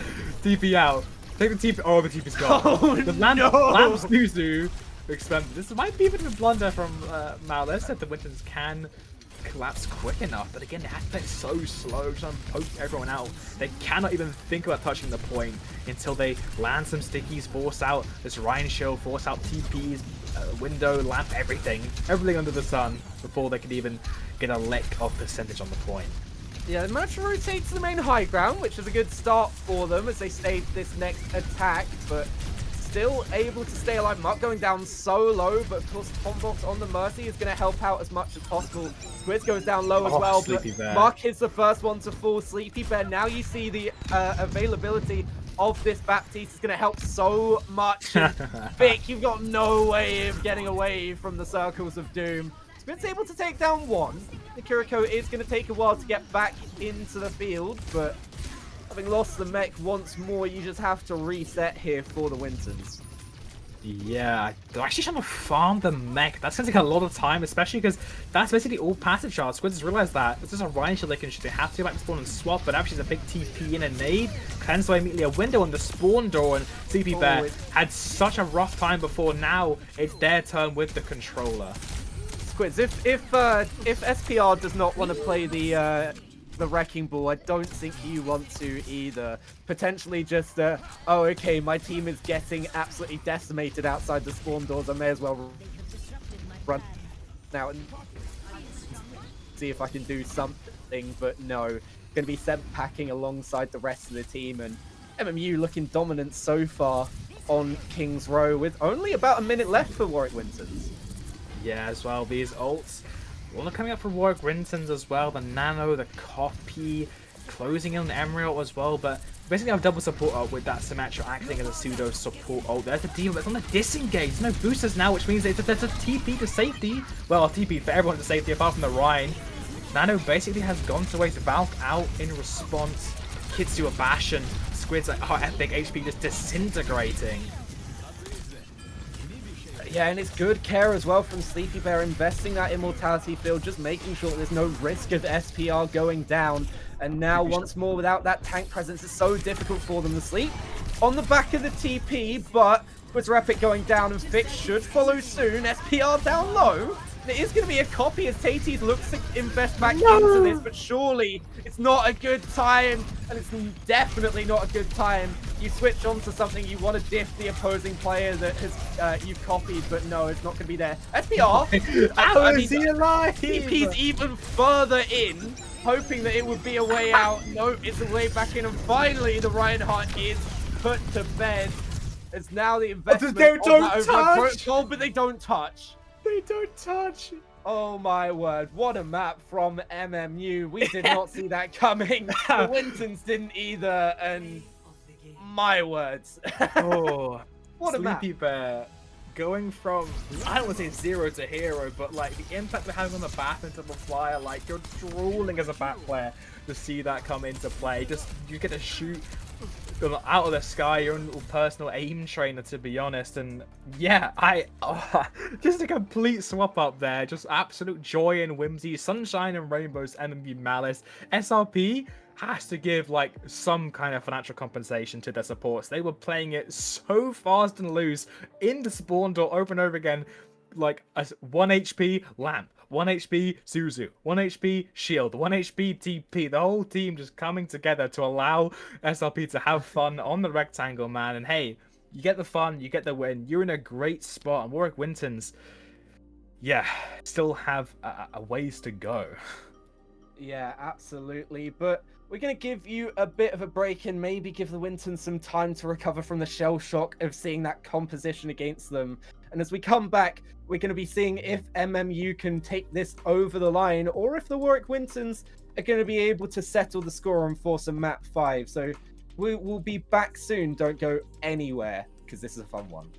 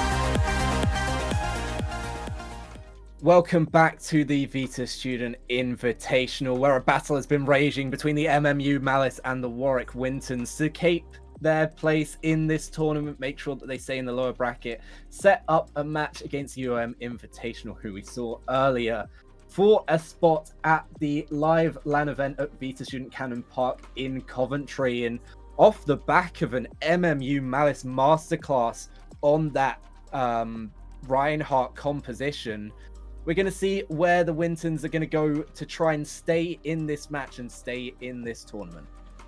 Yeah, I mean, MMU have kind of been the architects of chaos. When things are simple, things are straightforward, Warwick Wintons are comfortable to play their Diva May, and they can all have a pretty straightforward time just resisting and rebutting if MMU kind of line up and kind of throw whatever they feel like in a simple way. When it gets chaotic, when it gets complex, when they start playing with portals, sim, when they put a Junkrat in, when things get crazy, MMU just seem to level up. They will have to find, though, some kind of a crazy gimmick here for Dorado, and I struggled to think this off my head what it could be immediately. I imagine we'll probably have to see some kind of a bull bam come out, right? Like, you're down 2-1 now for Warwick Wintons.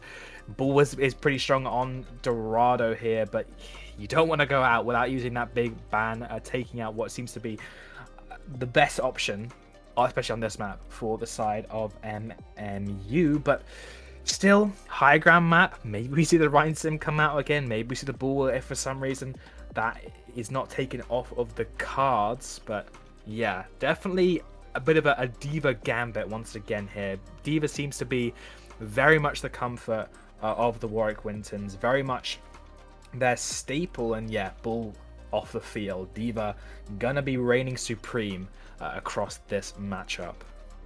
Yeah, Wrecking Ball out. Same with the Mei on the other side. They don't want to play into this Mei, and can't blame them with how Muck's been able to use it so far, but wasn't able to save them on the last map. And yeah, the question really is coming into this one is, what is the MMU tank going to look like? SPR been dominant on the 2 maps that they have won, but Wrecking Ball taken away on a map that doesn't favor the Reinhardt quite as much as King's Row.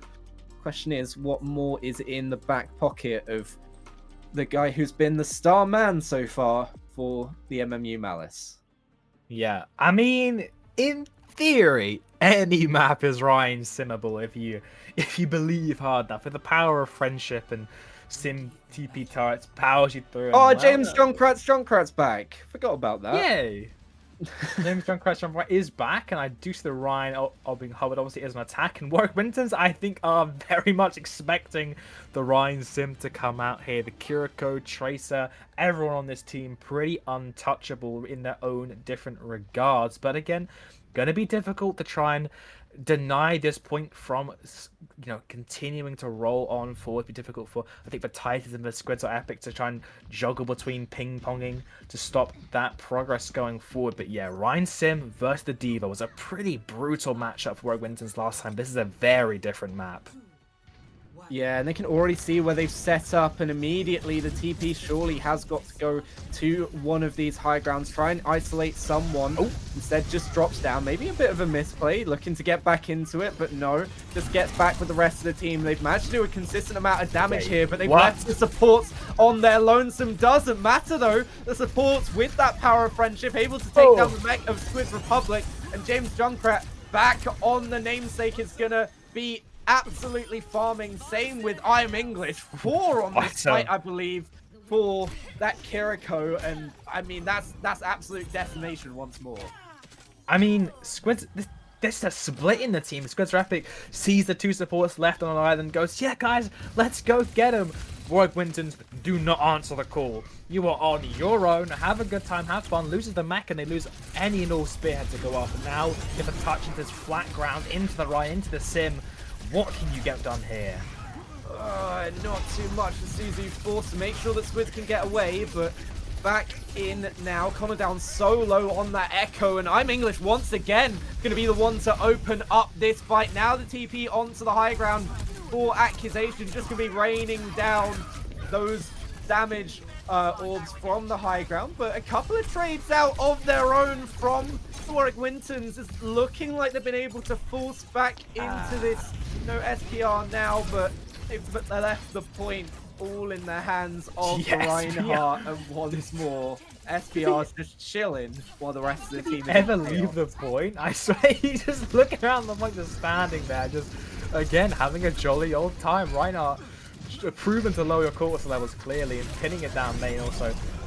Okay, well, maybe that's a little bit too low, to be honest with you, but most of the copy actually out of the Junkrat mirror map. Oh, Diff James Junkrat on the Junkrat. That's sad times here out of the Vita Student Invitational, but the rest of the team's going to be back in here and isn't able to build up to the tie wall and copy, and immediately, that's revenge right there. You do not diff James Junkrat on the Junkrat without some consequences.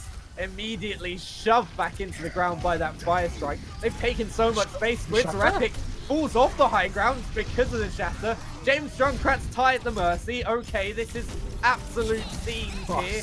The mech is now gone. You've been able to invest the bomb to make sure that the remech will be available, but Katie's now the next one to fall, and it feels like the stagger is here. No more cooldowns though left for Sleepy Bear, just about able to get away. The fight of the Kirikos on the high ground forces the TP out away from Vic, but look at the support ults that are online. That amplification matrix not going to be enough to take down Vic. 1-for-1 trade there. Sleepy Bear not having the diff onto the other support.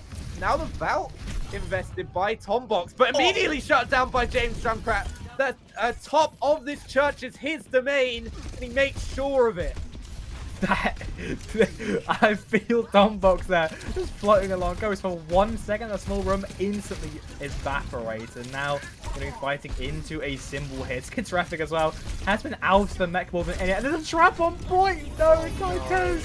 Oh, and the no, mech's gone again. The mech's gone, everything's gone. James Junkrat's gone, but so is the entire team of Warwick Wintons. No one left to contest the objective. And once more, they are hunting Tombox down. With no ultimates on the other side, Kitsune Rush was invested into that fight. They just died so quickly, they couldn't do anything with it. Skitsraphic, unleash your inner Andreas. Go Doomfist. I believe in you. It's OP into this. Maybe don't trust me, but it's okay. And oh, the mech is so low again. I think there's so much pocket. Just doesn't like spectate this fight, cannot ever go in or out really, just permanently getting poked and prodded down. Still have the symbol to play into. Connor's so low as well. The Ryan's practically at their front door. But now there's a Ryan of their own, try and match it. They're pinning, chasing after each other. They're racing each other to the point, but the copy fails before they can get anywhere near it, and Taties once more shut down. Now with this amplification matrix on the point, it's going to move with the objective. They've been able to take down pretty much everyone. Taties has respawned, but I mean, they're the only two left here. They'll be out back, but I'm English. Massive kunai to shut it down. No one else with the touch. And once again, it feels like the silly comp from MMU of just going around having some whimsy, having some joy, is bringing them all the favor in the world. Warwick Wintons desperately trying to flick through all their history books, all their manuals. Where's the answer to how to deal with this? It's not in the manuals. It's not in anyone's mind. No one goes into a match sane, and thinks, you know what, let's prepare for Ryan Sim Junkrat. You have to find the solution on the spot, and it's been escaping them every single time, fluttering away. They keep getting so close. They're trying this double fly stuff. They're trying to just make it so, oh, you don't have anyone to TP and you don't have anyone to go on, but they fail to realize that they have to go to them. They have to find the way to stop the point. So all the poke in the world, the angles they're taking are not enough. They are not getting enough versatility. The picks aren't there. The shield is just too much. They have to be actually widening up their composition, denying the ability of the Rhine to get it how he wants, where he's just holding the shield in front of 5 people and letting his DPS do all the work. They're mirroring this right now, and it does help MMU that they basically have 4 DPS. You saw on that scoreboard the amount of damage that Sleepy Bear was able to do, and I'm English, actually the lobby leader with 10 eliminations to their name, and looking forwards once more. Kiri, can you stop being so good? Don't think that one's quite gonna work, but they're gonna look to get some pressure in here. Massive massive jump forwards from Squidzer Epic, as it is going to be keeping this, but I mean the thing is there's no sim TP to get onto the backline. It's just the Rhine on the low ground. You're really investing everything into Taties and Connor and hoping that they can come up with the goods. It's not really a Rhine mirror. I don't like. It's a Rhine mirror in the sense where like you have a level 1 Rhine with no abilities unlocked. There's no TP or anything to work with, and Yeah, Spliven has this to get back to the high ground they need to, just holding down this point. Spencer, I think at least won't immediately disintegrate, in theory, into this composition, but just gonna have to stand on point, try and force it. Actually, we'll get the better. They've taken down the Mafia boss. The Mafia boss has fallen. SPR taken out by Connor, and now they look to progress forwards from this. The car wash is found from Squid, and James Junkrat with the wild shot is going to take down the tank. 6 HP on Sleepy Bear, but once more they're sent packing. Accusation finding Taties, and the Mafia boss is coming back as soon as possible here for MMU Malice. Yeah, they get that opening pick, but just get too hasty, trying to thirst for more blood to quench it, but they just end up finding only their own. Did not have the opportunity to stable there. Now have to try and deal with this window, but they have double DPS ults. A Valk, if you count that as an ult at this point. But oh, 2, 3 picks. Okay, both Kiriko's going crazy this match. Maybe a 4th. Lamp will delay it, but still on the side. Surely this is just a name inevitable, and eventually it is Vic finding the kill at the end of the day. Oh well. But I mean, it's a better fight for them, right? They're able to take down SPR, and you can see from the lead that Squid's Epic has racing towards that shatter that they've been in the ascendancy with how much pressure they've been able to apply. But now with this amplification matrix, it's going to force them away from this Kitsune rush that they invested early on into this fight. Doesn't matter though, 3 fall in quick succession, and MMU maybe not being able to hang with the Reinhardt composition themselves. Yeah, I think the lesson we always take away from this is Ryan is OP, and everyone should pick it in their ranked games, no matter the rank. Look at it, it's on Dorado. It's OP, guys, trust me. Okay, James Junkrat, where? Going a little bit ahead of the flock there. Double hit scan now out in response to double flyers will be interesting. Still both support DPS ults rather available for Warwick Wintons, but not one DPS to use them. Oh, Tom Box, no. Oh, taken out of the sky. Accusation finding the first 2 picks in this fight on that Emrin. Yeah, probably a good idea to make sure that they can't do too much of I mean, this is what's hurting them, right? The flyers are hurting them because they can get through the shield that's not even up for SPR. Just deciding to dive in without the rest of the team, and not really the best idea. The tank does pull the shatter, finding Sleepy Bear, but able to survive being chased down. It's epic. Can some of these Reinhardts please hold a shield out for like half a second? Please press shield. Okay, Baptiste coming out on the copy here. Point stalled out there. I mean, I'm not sure really what to do on this copy in the meantime as SPR returned. Oh, wait. Did anyone go down? I don't think so. Taties found one onto James Junkrat, but immediately shut down by Sleepy Bear. Now that amplification matrix still on the objective, Squid's Epic falls at the cost of Taties. One gets brought back, but it's at the cost of your tank, and once more they can't fight back into this aggressive angle that SPR has been able to take. Now Battle of Kiriko's on the high ground as the staging round behind. They've got a flank here. I'm English, has to invest everything, but most importantly stays alive, and Connor does not. And now without the res, has to turn tail. Surely does Vic.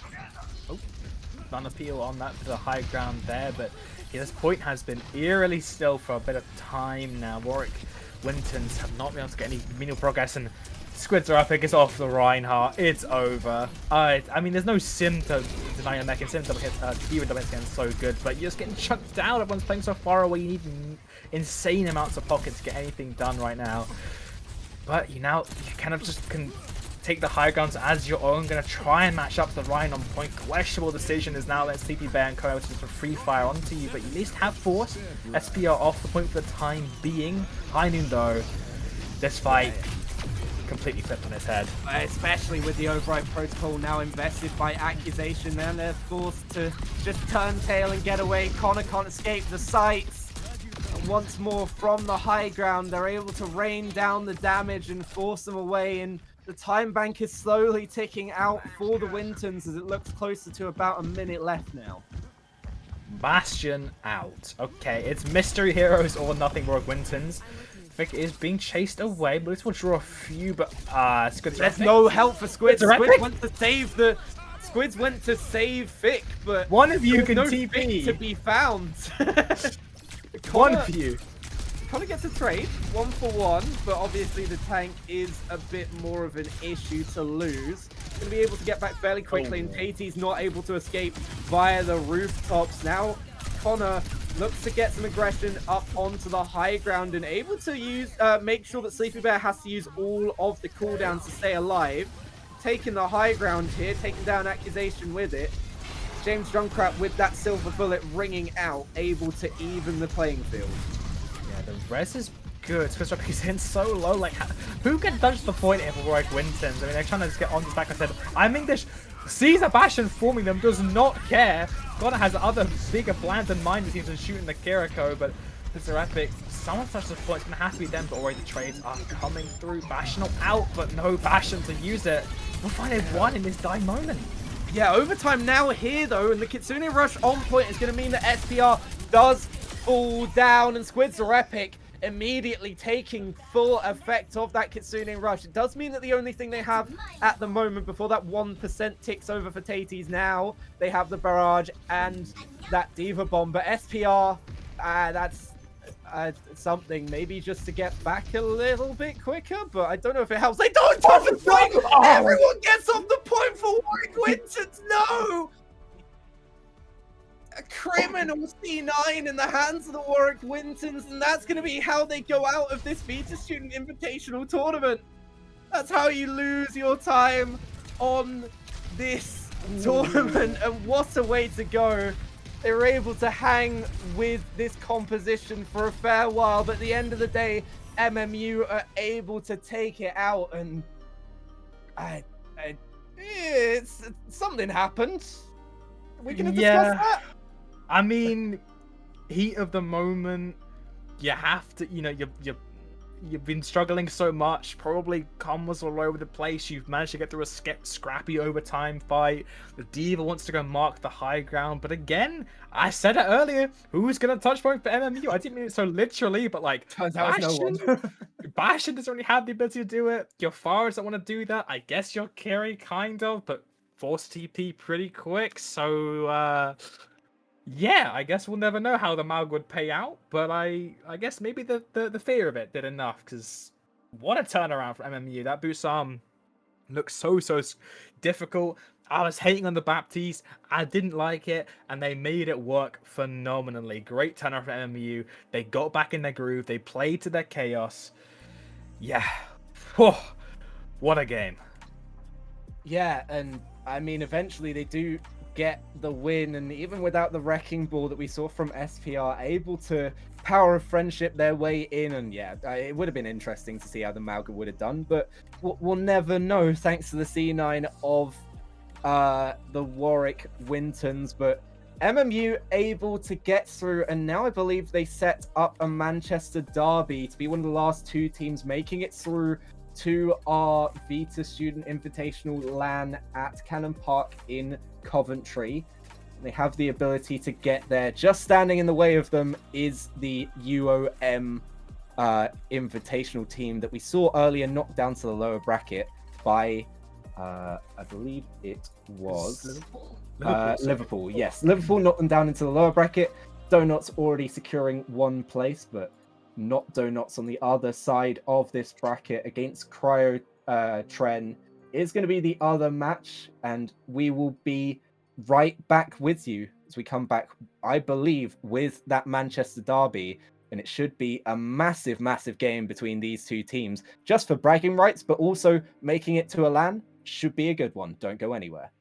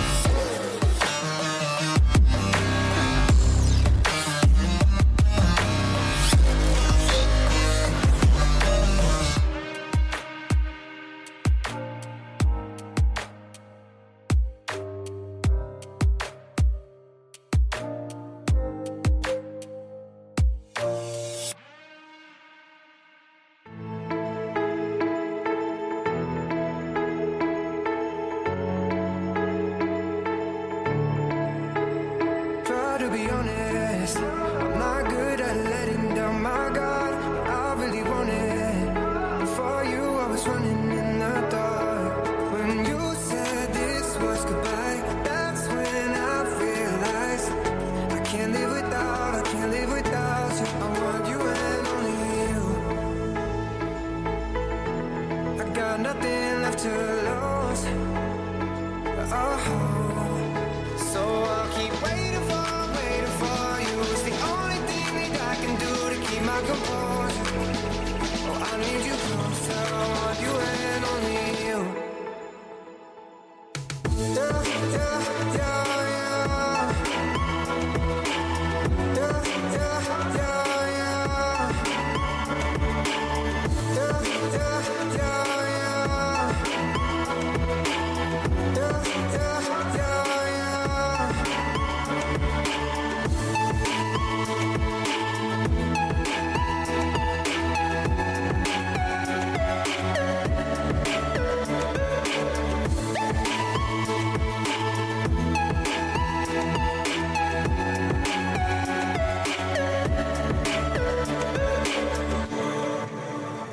Try to be honest, I'm not good at letting down my guard.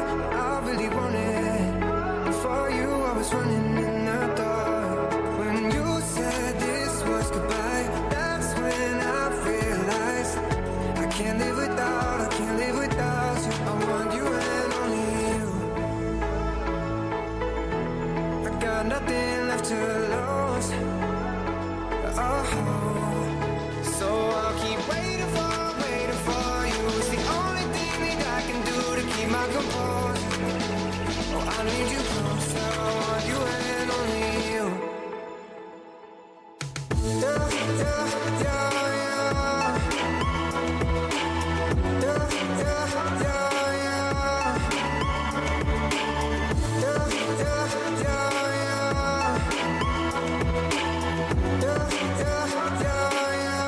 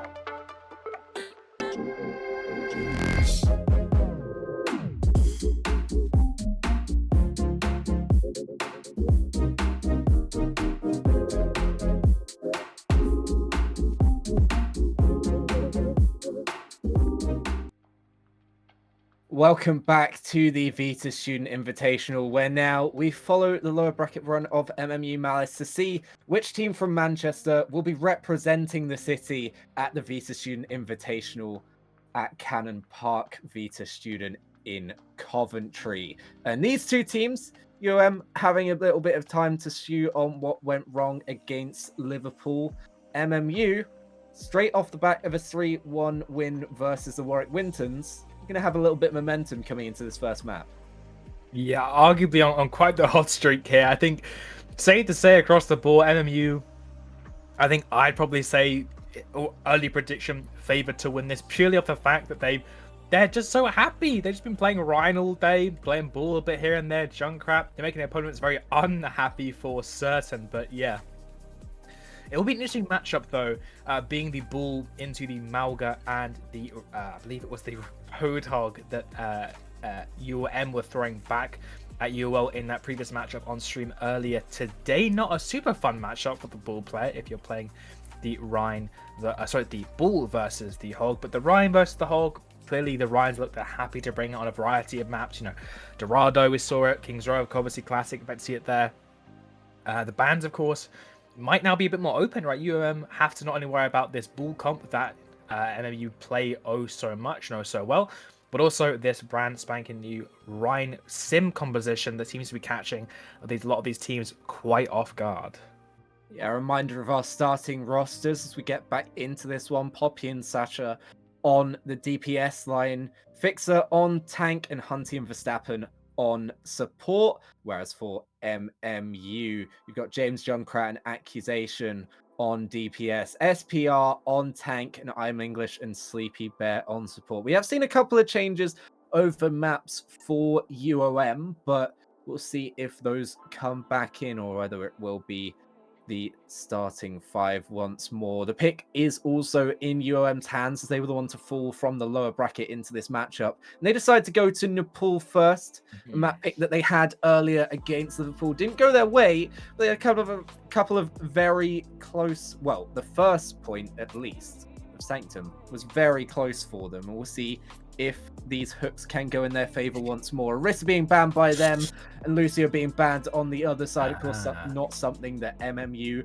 have been running this entire time. But the Arissa, we saw how much of an issue UOM had playing into the Arissa earlier. So not too much of a surprise to see it banned out here.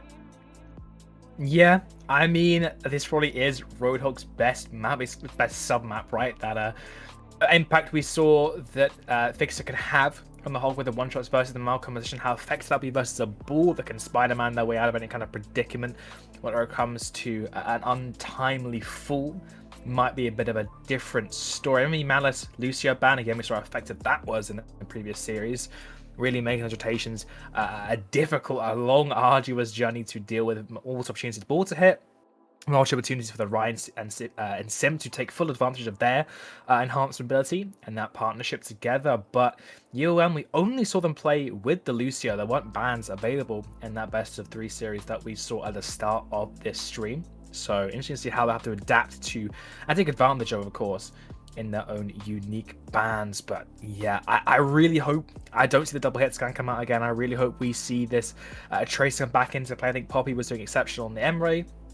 Sasha as well looked pretty good in the Tracer. We'll have to contend with I'm English though on the backline, basically playing the guard dog on the Kiriko, the best kind of anti-flank duelist. It seems, of course, the Sim turrets and the Junkrat orbs will help out, but yeah, that'll be, I think, an interesting head-to-head matchup that will determine if UOM can find some semblance of a control over the map. Yeah, and the question is UOM going to be able to make use of potentially those overruns that we saw earlier, or the ability for them to just get some pressure in on that Roadhog? We saw them not just quite being on the same page when they were going for those attacks onto the backline. They weren't quite able to find the situations that they've been able to favor them in some of the fights against UOL. They were finding some things, obviously Fixer living and dying by the hook, and especially we saw Emergence being dragged off the map on the Malga earlier, so it is still in the cards. But we'll see how they fall, as MMU banning the Lucio means that speed control is going to be a bit more difficult for the engage, especially of the Roadhog on Nepal. Yeah, I think as well, you need some kind of a way to play the side fights. Again, Bull is all about those side fights, and if you're going to give them for free, they will take that and make you fall your head over heels.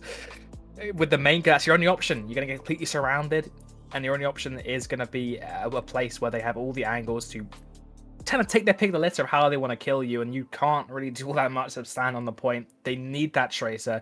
The Castle could be a great option. Emre too, really potent in the current meta. Malga into Ball, an interesting matchup. I think the Malga has a lot of decent options, right? Kind of poking out a lot of the backline, can take advantage of the lack of a Lucio as well in punishing the backline, but we saw really Fixer have struggles with that, being able to get onto that backline, and it's on the backline's job, that constant mind game of, is he close enough to run us? Is he not close to run that? Can I stay? Do I have to go? Like, it's a constant head-to-head mind game, and it will be really important, crucial in determining the outcome of this play. We're still waiting, of course, to get into the map. But yeah, I think MMU right now just seem to be unstoppable. They have a great current history in this tournament so far. Yeah, absolutely. And you have the ability to play several different looks. Of course, the Reinhardt can be played on Nepal. I'd say the Wrecking Ball might be favored by them, but we've seen them play the Reinhardt, and the last couple of maps it went completely in their favor. It's going to be Remy in for Verstappen for the UOM Invitational team, but the battle for Manchester is just about to get underway, and you can see that Wrecking Ball is there, and on the other side it's an Anna carry backline. Yeah, as well, we're going to see James Junkrat on, would you guess it, his star pick, his ultimate trap card Unleashed. But to be fair, hovering the Juno, interesting that this is where they draw the line. No more Baptiste versus the Hog. I mean, I understand, alright, you want to be able to get away from his effective range and be able to help your team. And the Sin, it might stay or it might be a trace up. Never mind. Okay, it's a bait. Both of those players go to slow characters. So it'll be interesting to see how they can recover from that, as UOM will have a lot of the early map control to play with. Yeah, I'll be just taking the flank on the off angle for now. The Emre looking to get some damage in, but SBR just taking control of the objective for the moment, making sure that Fixer doesn't find that hook and doesn't find what they are going to use as their main control tool. The sleep out just saves Hunty, but surely that's a misplay there. The rest of the team making use of the space that was lost in trying to attack Hunty, and they're able to take the objective even despite that interesting positioning, shall we say, of the Anna. The attempted invisibility cloak tech somehow worked out, just crouching underneath everyone's vision cones, but someone's went off, and yeah, Hunty goes down, but the rest of MMU Malice follow in suit, which is pretty surprising here. Or maybe the map. No, SBR just trying to, again, make some space, gets hooked in. Solo shields forced out. That's a turn wasted. There'll be a lot of time to recuperate, but already getting top back up. This is how the strength of the Bull Cup things can going in and out, in and out. They have to perfectly play that thin balance of the wire. Yeah, it felt like it was sort of an offering of the Ana. We lose the Ana, but we win out the rest of the fights. And Fixer going down low now, doesn't have the care of the rest of the team. The Suzu's in too late. James Junkrat able to burst down that Roadhog, with Sasha going down as well. The trades are coming out, but eventually they look like they're falling in the favor of MMU, and they're going to take the point off the hands of UOM. Yeah, again, we saw English kind of really has to be the one that steps up on these side fights. Junkrat during the Tracer, not really his ideal matchup, but now's MMU managed to really punish their walk-up. UOM will probably want to go inside right, but again, those Junkrat spams can be pretty lethal, so I have to see what kind of split they look to take out here. They can look pretty well. They can also play in kind of a counter stance enemy with both of these tanks being able to operate pretty selfishly, and UOM able to kind of partner up and support the DPS, what they're trying to do right now, but difficult to make any kind of an approach here. And the ults enemy Malice have to watch out. Probably, though, the first to use theirs. Yeah, that override protocol game thing was so low, just about able to survive his activation, but the same can't be said for I'm English. And before that health pack respawns, Poppy taking 2 at the start of this fight. Surely this falls back in the side of UOM. James Junkrat falls. Sasha cleaning up house, finding the final 3. And once again, it is in control of UOM. An unmatched Tracer is an unbridled force, to be honest. And MMU still have 5 ults in the bank, not a single one invested in response. And UOM are now taking up to 65%. Might will be the first one unleashed. And Hunty is split again from the pack, but English has been caught asleep as well. Keep Hunty in the fray. Yeah, and they've been able to force that immortality field as well. Sleepy Bear now the only support online for this MMU side, but Poppy going down on the side fight is going to help James Junkrat potentially with this. James Junkrat's doing everything. James Junkrat has 4 on this fight. Fixer goes down, takes down Sleepy Bear, but it's the only one left standing. James Junkrat has run riot on this objective, and SBR is going to be the only thing to stand between him and an ace on this point. Yeah, UOM now, but have to rely on their support ults here. Probably throwing it onto either Sasha here, maybe onto the Fixer as well. The Kitsu, again, don't want to get to point. They'll be having to walk into a matched Kitsu, a window at the back probably, and this unmatched accusation. Emric El Poppy have a lot on their hands to deal with that force in the sky. Right now, though, again, where do you want to walk? James Junkrat is pestering you wherever you want to go. You walk in the open, there's a boy. Walk inside, there's a Junkrat. But the Hog is the first to breach through that checkpoint. I can see him fall out the window. Just obliterates Fixer. Yeah, Fixer just not allowed any space to breathe, and take a breather isn't in the accounting either. Sasha, the last one to fall, but a very dominant fight. Now no ults on the board for MMU, but they have control of the point, and it's almost within their grasp. Yeah, but he's going to go to the June trying to speed along, but they're getting spawn camped here. UMM trying to take the fight nice and early. Who gets forward here? Surely Sasha's got to go in, but can't touch James Junkrat. Make sure that the Tracer doesn't get there. Gave up his life, but absolutely will take that in favor of the point going to MMU. What we thought was going to be a close matchup certainly proved that way to start off with. It does fall into the hands of MMU though, and they take a 1-0 lead on the pool in the Battle of Manchester. Yeah, I mean, again, right, like the Fixer kind of just not really sure about how they want to approach their spacing into this backline. The way you need to make the space for your team is almost what they did. They step out, they take the brunt of the force, but it needs to be a step back from them. They need to get the pocket, need to be able to live. They've done their job in getting the team out of the checkpoint, but the team does not work out with them because by the time they try to, Fixer is already gone and dusted with that window. But now, this is a much better point for this Hog. It's threat of the one-shot off the side of the map. A lot more enclosed spaces, a lot more straightforward long sight lines for him to work with, but still, the ball going to be a lot more difficult to try and get away with these more cheeky engages as a point is about to unlock. Yeah, you can see from the compositional difference that the supports on MMU just haven't had to do too much healing because they're running the Wrecking Ball.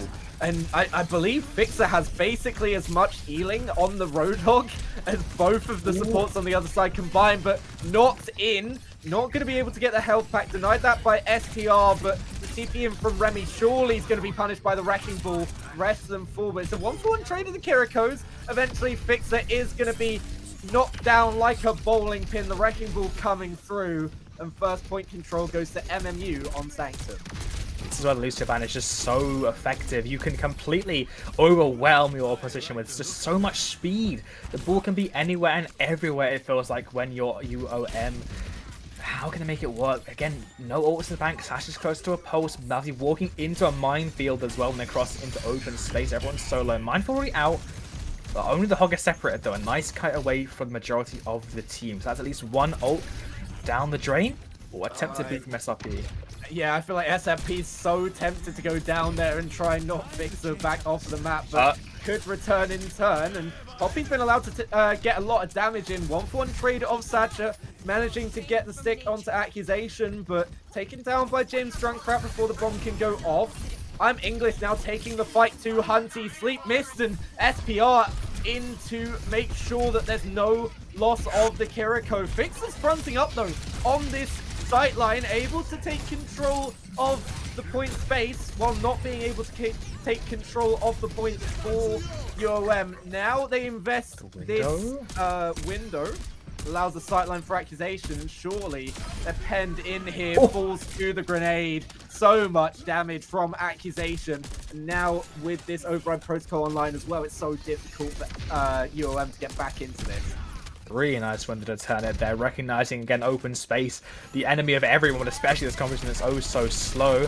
4 ultimates, 5 for UOM though at the very least, but how can they actually get onto the point? Emery ults popped by both teams. Accusation wins out the anime battle in the sky. Vixus gets one onto SPR with no way to escape from this whole hog. But they've got to move their sights to the objective now. 95%, they are going to be able to touch. So no C9 here, hopefully. They get in, start the overtime wick burning, and then start the capture. Nice anti onto James Junkrat, forces that immortality field. And now, with Poppy on that venture, it's going to look to do some damage to the backline. They're going to be able to go a little bit quicker here. The tire not going to find too much. Vixer trying to stay alive on the objectives. SPR down so low. Sasha T9 has been given the point. And the C9, no, I said it didn't want to happen. How have we got so many C9s today? What pheromones are they releasing? It happened twice. It's happened twice where Amy just walks off the point. That one feels even worse. You have a nano trace in the backline. You have a hog. No one flying away by accident. Oh, let me go shoot this hit's gonna hit. No, it's a slow, deliberate effort to have to C9 this. Oh my goodness, MMU is basically going, chase me, chase me, chase me off the objective. You and go, okay, I'm game. Let's go. Yeah. Let's have a little game of tag. You know, inner child, having a good bit of fun. Oh, where's the point? Oh, who even cares about the point? It's all good. MMU, the mind control secret source unleashed upon their fellow Manchesterians, and oh, okay. What a way to start this round number 1. A closer game though, I think, than I was expecting. Yeah, absolutely, and especially that first objective going down to about 94 to 100. Second point was 100 to 0, but I mean, the thing is, when you're Fixer, you want to get onto that sightline to be able to drop people into the void, and they weren't able to set up there. Losing the first fight just meant that they weren't able to get ever into a situation where they could use that hook to full advantage and drop people off the map. The rest of the time, just not able to get in, and I mean, I thought they'd captured the objective at that point. I think they must have thought that as well as they looked to make sure that the kills came through. But it's the second map for MMU in a row where they've been able to drag the opposition away from a point in overtime. And I mean, when things are going your way, they are absolutely going your way. And they definitely seem to be for MMU at the moment. Yeah, I mean, if you're at least you have somewhat of a comfort in the Lucio ban being gone. That's a pretty important ban to blow on the first map, and I mean, you can also be like, we almost had that, guys. Both times we almost had that, almost got it, but you know, maybe next time we won't C9 and we'll get the win. So still, you can still clutch onto your mental here, but you get a map pick as well. You get the first ban. It's okay. It's just the first map, and you can try and take. Okay. Okay. Surely this has got to be the ball ban, right? Like, you're going to take it out of the pool? You can't allow SVR the ability to play ball. I mean, which we've seen as a ball playground for so often. I mean, essentially, it's got to be that, right? You saw that last flashpoint on New Junk City where the Junkrat was going bananas. So I guess you want to avoid that again. So us a lot more lengthy open sight lines so the Junkrat is not playable. Yeah, okay, it is going to be the ball ban. That makes a lot more sense. Honor ban from MMU Malice feels a bit of a weaker kind of response, to be honest. But still, I don't think you need to ban all that too much. Not like you can't really ban much of the interesting picks away from you, right? You want to ban the Curie, you can't ban the Lucio, you can't ban the Hog because the tank roller is protected. DPS wise, I mean, I think the only thing that you could ban is the Tracer. Yeah. Like, you're not going to see James Junkrat on the Tracer, and we've seen accusations flip over to it, but that was sort of in desperation territory where they were finding nothing that stuck in their first matchup on broadcast today. But they come into this, they ban out the Ana, so most likely a Kiri Lucio backline back in action for UOM. And I mean, the question is, are they going to be able to put pressure onto this backline and force them away? Because there have basically been 4 DPS for MMU at any point in these maps. The ball being banned is probably going to mean that the Reinhardt's here, but it's not as if it's not viable. We've seen it work in more interesting situations than Suravasa. But as we head in to Suravasa, Verstappen back on the board for UOM.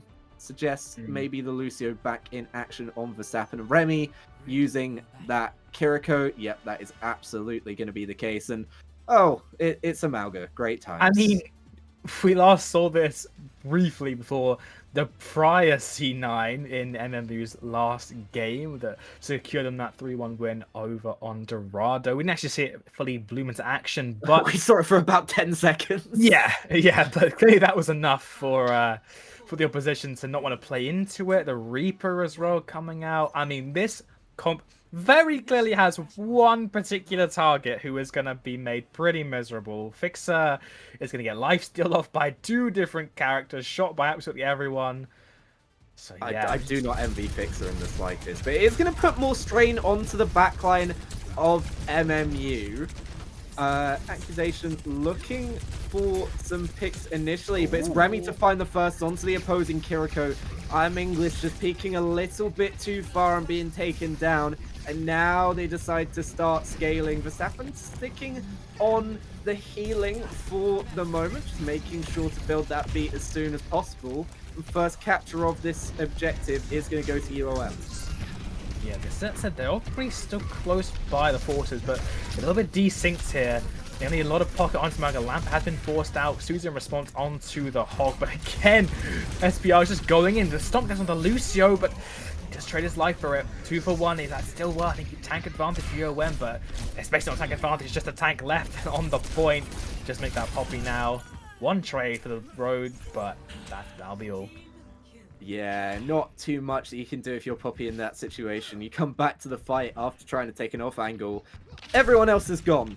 No one's here with you. Sent back to the spawn, and I'm English is scouting here, trying to get a couple of kunai off on the far side of the map. TP's back in to help with the rest of the team fight now. Fixer having to back away once more. Take a breather used in kind, but still down a little bit low. And the thing is, the ults are going to be rolling in for both sides now. With a Malga and a Roadhog on both sides, you're going to be able to build them up so quickly. And you can see Sasha on that Emre is almost there.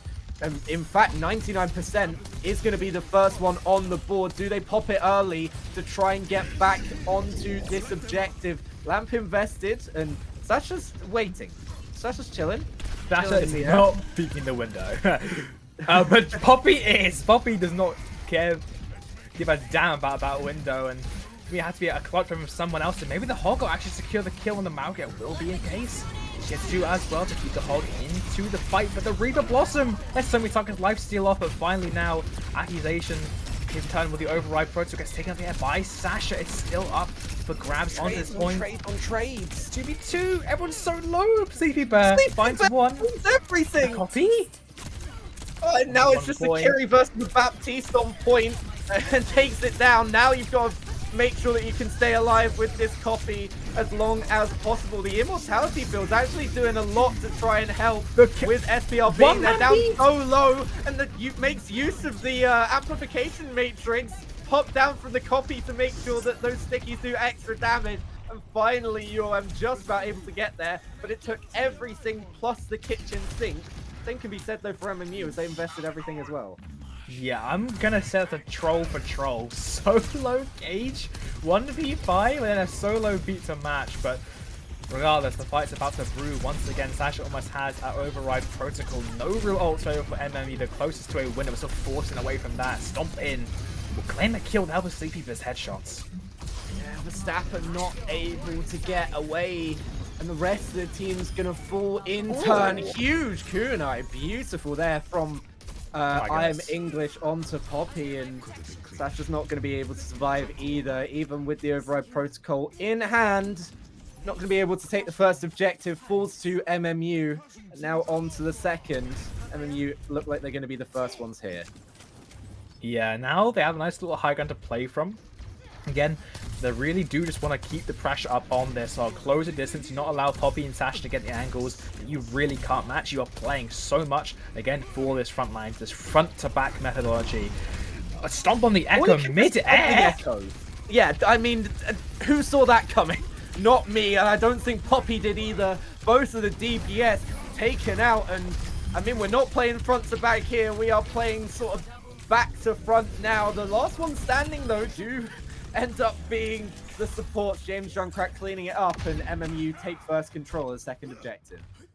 Clean from Accusation, a little rocket jump to get on the high ground. We'll probably do the same with the upcoming override protocol. So double DPS ults, double support ults, and UOM swapping to mirror the Malga. Also onto the Venture as well. Again, trying to punish these more squishy backliners. No boot through the shop. The Venture's engaged here, but still so much overwhelming brute force able for MMU, and they're stepping right up into it.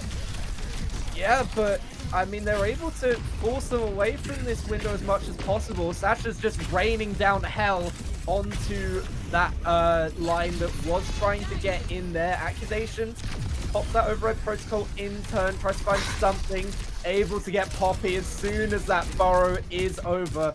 Straight out of the ground and into Hellfire.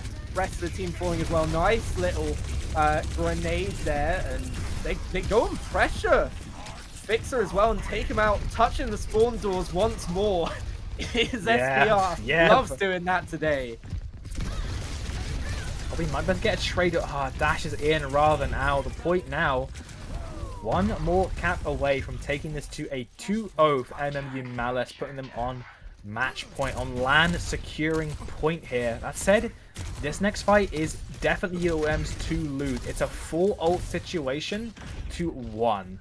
It's gonna cage, of course, can be very potent, but there's a beat to soften the blow, a rush to punish them if they want to stay close, or if they want to cage themselves into that. Point about to unlock as well. Heat is on UOM. Can they just secure a clean fight win on the point and get themselves going for a reverse sweep here? They have to calm down though. Sasha down so low and able to stay alive, but as they're looking to progress towards this high ground to stage down these stairs and get onto this objective, do take a lot of damage coming through. SPR gets the overrun in, and I believe it's just a trade of stuns, but Fixer looks like he's going to go down in this fight. Beat does save, and eventually they do get that fight win, but they invest 3 out of the 5 that they had in their pocket. 1 invested on the other side. The amplification matrix not enough to let SPR win that fight in the cage. Yeah, now you have a cage Kitsu, a pretty undeniable combination there. They get on point with it. It's going to all be on Poppy and Sasha, already punish that enclosed environment that Malga put themselves into. Just slowly working down to point. There's the foot on the pedal now. Cage out. Where's the follow-up? Kitsu in. I think both DPS have been popped, or just Sasha's to start with, and they're just gone. So yeah, but I mean, there was a lot of damage in, and still you can see these teams fighting tooth and nail, and the only one left standing on UOM is Fixer. Poppy hiding in the ground, but gonna be forced to exit that burrow, and on the waiting arms of James Junkrat with those Hellfire shotguns, and looking to progress further here. The Reaper has to be careful not to get traded out too quickly. Yeah, it's going to be a pretty neutral fight. I mean, Beat might come in a little bit later on Cage as well. Window and James Junkrat is not one himself, but he does have that Death Loss and Black Rip as well. Difficult ult to make any particular amount of kills into this composition, but we'll have to pull the miracle. I think already being forced out there needs a bit of help just to resuscitate themselves. But it's going to be a final fight here. Desperate touch from Fixer. They're going to come in any second now, but the Beat is getting closer. Sasha's gone back to spawn. Such a really big pick for SPR. It's now or never, and it looks like never as the Death Blossom finds Verstappen. Remy falls as well, and 99% is claimed for MMU. Desperate times call for desperate messes. Vixer invests that cage fight, tries to do something, but it's only a borrowed venture that's left on the objective. Verstappen's come in, trying to save this, just about able to get over and extend the overtime, but surely it's not going to be for long. Sacha finds one, but can't progress onto the objective, and MMU taking a 2-0 lead, and they look to get towards this land in quite a dominant fashion over their rivals from the other side of Manchester. Yeah, I mean, difficult looks of a year when their two comforts, Hog and Mauga, now both proven to fall pretty flat into seemingly whatever MMU want to play, mirroring out that Mauga. Of course, Mauga into Hog. I'm sorry, even though your ult is good into cage, that's kind of it. You are just a target, a battery, to be honest, for Mauga to permanently lifesteal off, farm you for over health, slam into you, Reaper as well. Everyone's kind of picking on poor Fixer, to be honest. But yeah, very much on the back foot here.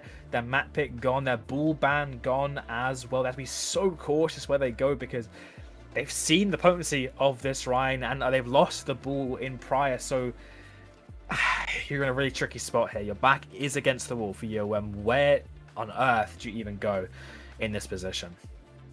Yeah, you do just really need something to get you back on your feet here. And the question is, where do you go? Because the style is similar for both teams. It's not exactly the same, but UOM do want to play this brawly matchup, and they can't seem to find a way to dent MMU's armor enough to even get a 1 point on Suravasa. Their map pick taking the ball out of the hands of SVR, but the end of the day, they're forced to be sent packing and think about what they will be going to next. And that is the big question here, is what do they go to next? Do they go to something with a high ground? Probably not, in the fact that they want to play that Mauga or the Roadhog. And that's the two things really that we've seen out of Fixer today. So I don't know what else is in the back pocket, but from my knowledge of the player, is mainly a Roadhog player, and it doesn't suit at the moment to be able to play into this.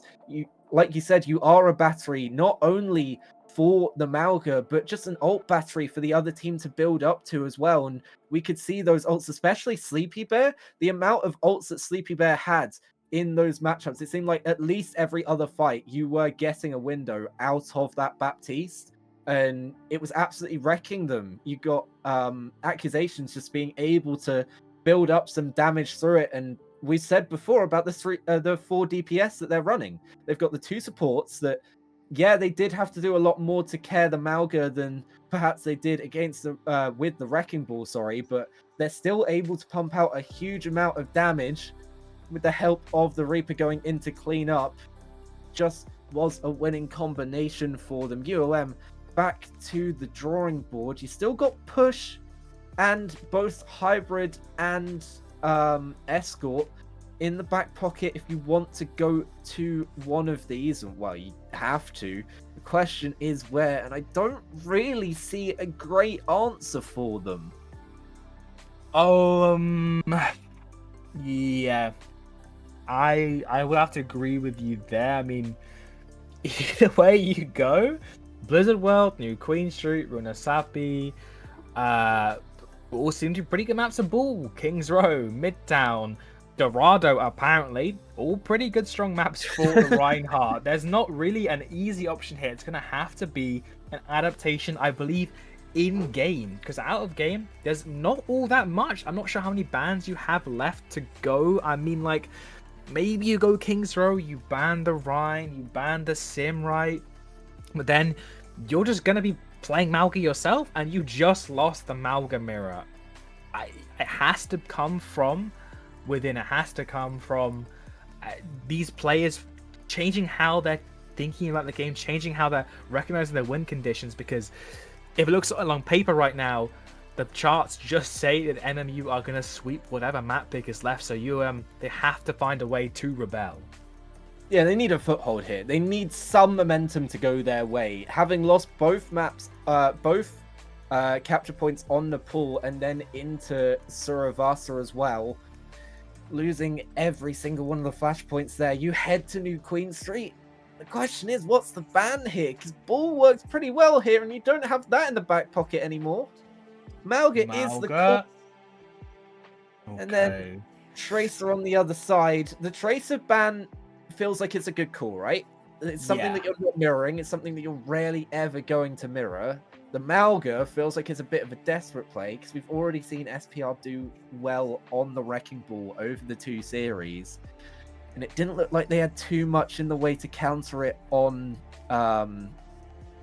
Sanctum, at least on the pool. They had a fair fight on the first objective, but heading into the second, just not enough that they could do to get that Wrecking Ball out of their backline. And now without a Tracer as well, you're not going to be able to get in with those overruns if you do decide to. Well, you can't run the Malga, so it is just going to be Fixer on the Roadhog.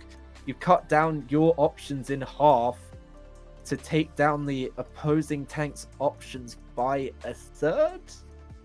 I'm not sure it feels desperate, but they do need some sort of desperation to save them in this matchup, as everything has been going the way of MMU so far.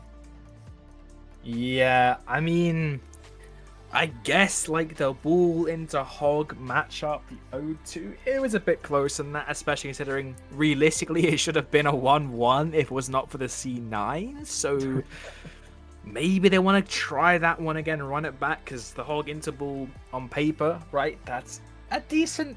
I don't say decent matchup. It's I can see it is a angle for it. It is a matchup. I think on New Queen Street, that Hog can honestly kind of be mitigated a lot of time unless fixing some really, really good hooks. I think as well, it's so wide that the speed, or rather lack of speed boost for this Kiri backline can maybe get away being pushed, just kind of punish teams without a Lucio speed boost. So maybe that's also where they're going here, just because you just overall have less fights and it's more difficult to go for these kind of bot steal plays or last second contests. But yeah, Fixer has to become, I don't know, prime Crocs or something, hit some insane hooks across the map, and just, again, the individual pulpers we were seeing in their prior match and on map number 1 from Sasha, and Poppy, we have to see repeats of that, and possibly even like tenfold of those performances. Yeah, we have seen Hogs take over in previous iterations of university tournaments, but I mean, the names escape me for where you'd be looking at getting in there. Poppy's going to be on that Sombra, trying to make SPR's life as much of a living hell as it can be, but once again, you've got the Reaper there, and it's going to put so much pressure onto Fixer to find these hooks, and they are just going to live or die by those hooks once again. It's difficult because it feels like there's not much of an adaptation for them. Yeah, SPR just waiting for that cheeky boop. James Junkrat though. That helps. Yeah, don't know where that Wraith was expended, but probably just claimed that one pretty quick. But there's the boop, just waiting for that whole time. Hack comes out, but the Kiriko's already very much in their sights. Fixer though, in the meantime, has found his way onto the backline. It's super low, the boop. Oh no, that's the way to deal with your worst enemy. Sombra, the mortal enemy of the Wrecking Ball, gets sent absolutely flying. And even though the supports are here to help out Fixer, the rest of the team is not. The DPSs aren't there, and they're forced to back away once more and wait for some backup. Yeah, now, again, it's so difficult. There's so much open, wide space on this map for the Ball. James Junkrat, will try and control those enclosed spaces, step on the point, knowing that you have to step up to them. Fixer is pretty ahead with that. Oh, but Sasha, that's the player that steps up for the time at the moment, finding 2, but is that enough to equalize the fact that you just lost your tank? Oh, maybe, especially if I'm English. The hope is gets there. Kind of low. Yeah, but they haven't been able to find the kill. SPR's been able to do a lot to mitigate their push forwards as well, and that's allowed Just having a good Accusations time. come back fairly quickly. Just a little bit of a spin. The low cortisol is back, but things going back in the favor of UOM as the manual hack comes on to SPR. But Minefield invested with 2 having fallen is an interesting one, and I mean, it doesn't really get too much in the end. Yeah, it just slows that bot for a second so they hold on to the lead, but a lot of bots to UOM, Sasha so close to that override protocol as well. Actually, just talking to the Genji means that it's so much more difficult to burn down this hog, and trying to follow off anything with a window immediately removed by the EMP, but Poppy playing it pretty close to death as well. The repro is out, but completely mitigated by that beat. Yeah, Verstappen's beat definitely coming in clutch for UOM as they take the team kill. And they make sure that SPR can't keep that bot at bay for much longer. It looks like they're going to take the lead. Fix is looking for a cheeky little hook play here, but this next fight, Battle of the Kitsune rushes, but the override protocol make it very difficult for MMU to make proper use of their rush, with difficult to kind of use with your composition. Lead taken UOM, and yeah, Kitsune's mirrored both sides, but advantage heavily in the favor of the team, the override protocol. Yeah, but they haven't been able to find a kill off the back of it. I speak too soon. Poppy with the virus, able to take out Sleepy Bear. The pressure now onto SPR. Not able to stay, able to stay alive just about, but James Junkrat does go down in turn, and both DPS do fall. It's going to be forced back once more, and it looks like that forward spawn is going in the favor of UOM. A massive boom for them heading forwards. Accusation. I was just gonna say I really like this Genji swap. Almost at the blade, but gives it up entirely to go back, making that more damage facing approach. Everyone's so low from UOM. Minefield almost failed by SPR as well, but they have to get back all the way to neutral and then to the opposing team's checkpoint and then some. UOM, for once, sitting in a pretty comfortable position here, but that Minefield can make it a lot less so. Fix has been getting these picks though. We said it needed to come out, and eventually does get the case. Do have to use the take a breather a lot, not to keep the or like get back some damage, but just make sure that nothing is falling off more than ever. But Remy going down is going to be hurtful to them in this fight. Poppy re-ups that manual hack onto the health pack, but the rest of the team going to be forced back away, waiting for Remy to return. The forward spawn's going to help them though. It's not going to be too long until the Kiriko comes back and they can re-engage, but losing Sasha like that to SPR isn't going to help them. They managed to hook the Wrecking Ball in, and with the whole hog as well, just managed to isolate him. Not going to get the kill, but they send him flying about 5 miles away. Now that sonic barrier is going to be there as well. Poppy has to be careful not to translocate back into the mines, but with SPR falling, they've been able to turn this script on its head, and they fight forward once more, looking to take control of the high ground. Nice hook, going to force at least the immortality field of Sleepy Bear. Yeah, the backline of UM has been doing oh so well. Now it's time for their front line. DPS ults are available. Fix is so low. EMP employs back pocket, looking to release it soon. Big connection onto all 4 members there of MMU, but they're the ones finding the kills right now. Yeah, Override Protocol invested as well, and neither of these ults managed to find a kill off the back of them. In fact, it's Accusations to take the first kill of this engagement. Verstappen taken down. Remy, the other support, soon to follow. Finally, for MMU, they're able to get some momentum back into their favor. The question now is, can they take down Fixer before the rest of the team can come back to supplement and help with this recontest? Yeah, double DPS on the rest of UM to lose is a pretty noticeable blow to their economy. SPR has to play pretty careful. Again, definitely the target of a lot of the CC of this composition. Still though, 4 ults, MMU, they're getting close to that checkpoint. Kitsu will probably guarantee it. Double support ults on the same angle thrown out. That's been very difficult for anyone to touch. That's not support ults, that's DPS ults. They really want to put some pressure in here, but they've not been able to find a kill until now. Poppy not able to get back to safety, and it looks like the forward spawn is not going to be contested. James Junkrat gets a big Death Blossom as well. Sasha and Verstappen fall, and now Fixer, there's only so long that you can hold, take a breather before you are going to be the one to fall. Gets a quick respawn though, with that forward spawn being taken into the hands of MMU, so going to be back fairly quickly, but speaking of quickly, Verstappen falls quickly once again. Ooh. Round the world hook there, but unfortunately, it will not stop you from getting the lead. Remby, though, a couple of crucial trades and a bot steal, but should be the lead taken. Yeah, MMU now, they're in the driver's seat of this map, but UOM, ult bank looking pretty good. EMP 70%. Sasha will have the override.